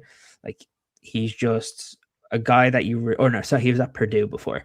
Um, but again, you're talking about a guy that in 2023, right, as a freshman in Purdue, had 6 interceptions. Like, who does that? But yeah, he's going to be such a good find for the Bears. The Bears are everybody was so worried about us losing all of our safeties, and I think we've gotten a serious upgrade with Kobe Bryant and Dylan Tiananmen, and actually reminds me quite much of what Seattle did last year with Nick Emanmori. I think this is a perfect solution. And look, if the Bears somehow tomorrow can come away with like a Gabe Jackus, a like I don't know who's gonna go over the next whatever it is, 25 to 30 plus picks. TJ Park, like I would be fine. Like I'm gonna say this right now. I would be fine if the Bears wanted to try and move up and go get your edge rusher. Like if you really like TJ Parker, or if you like Woods, or you like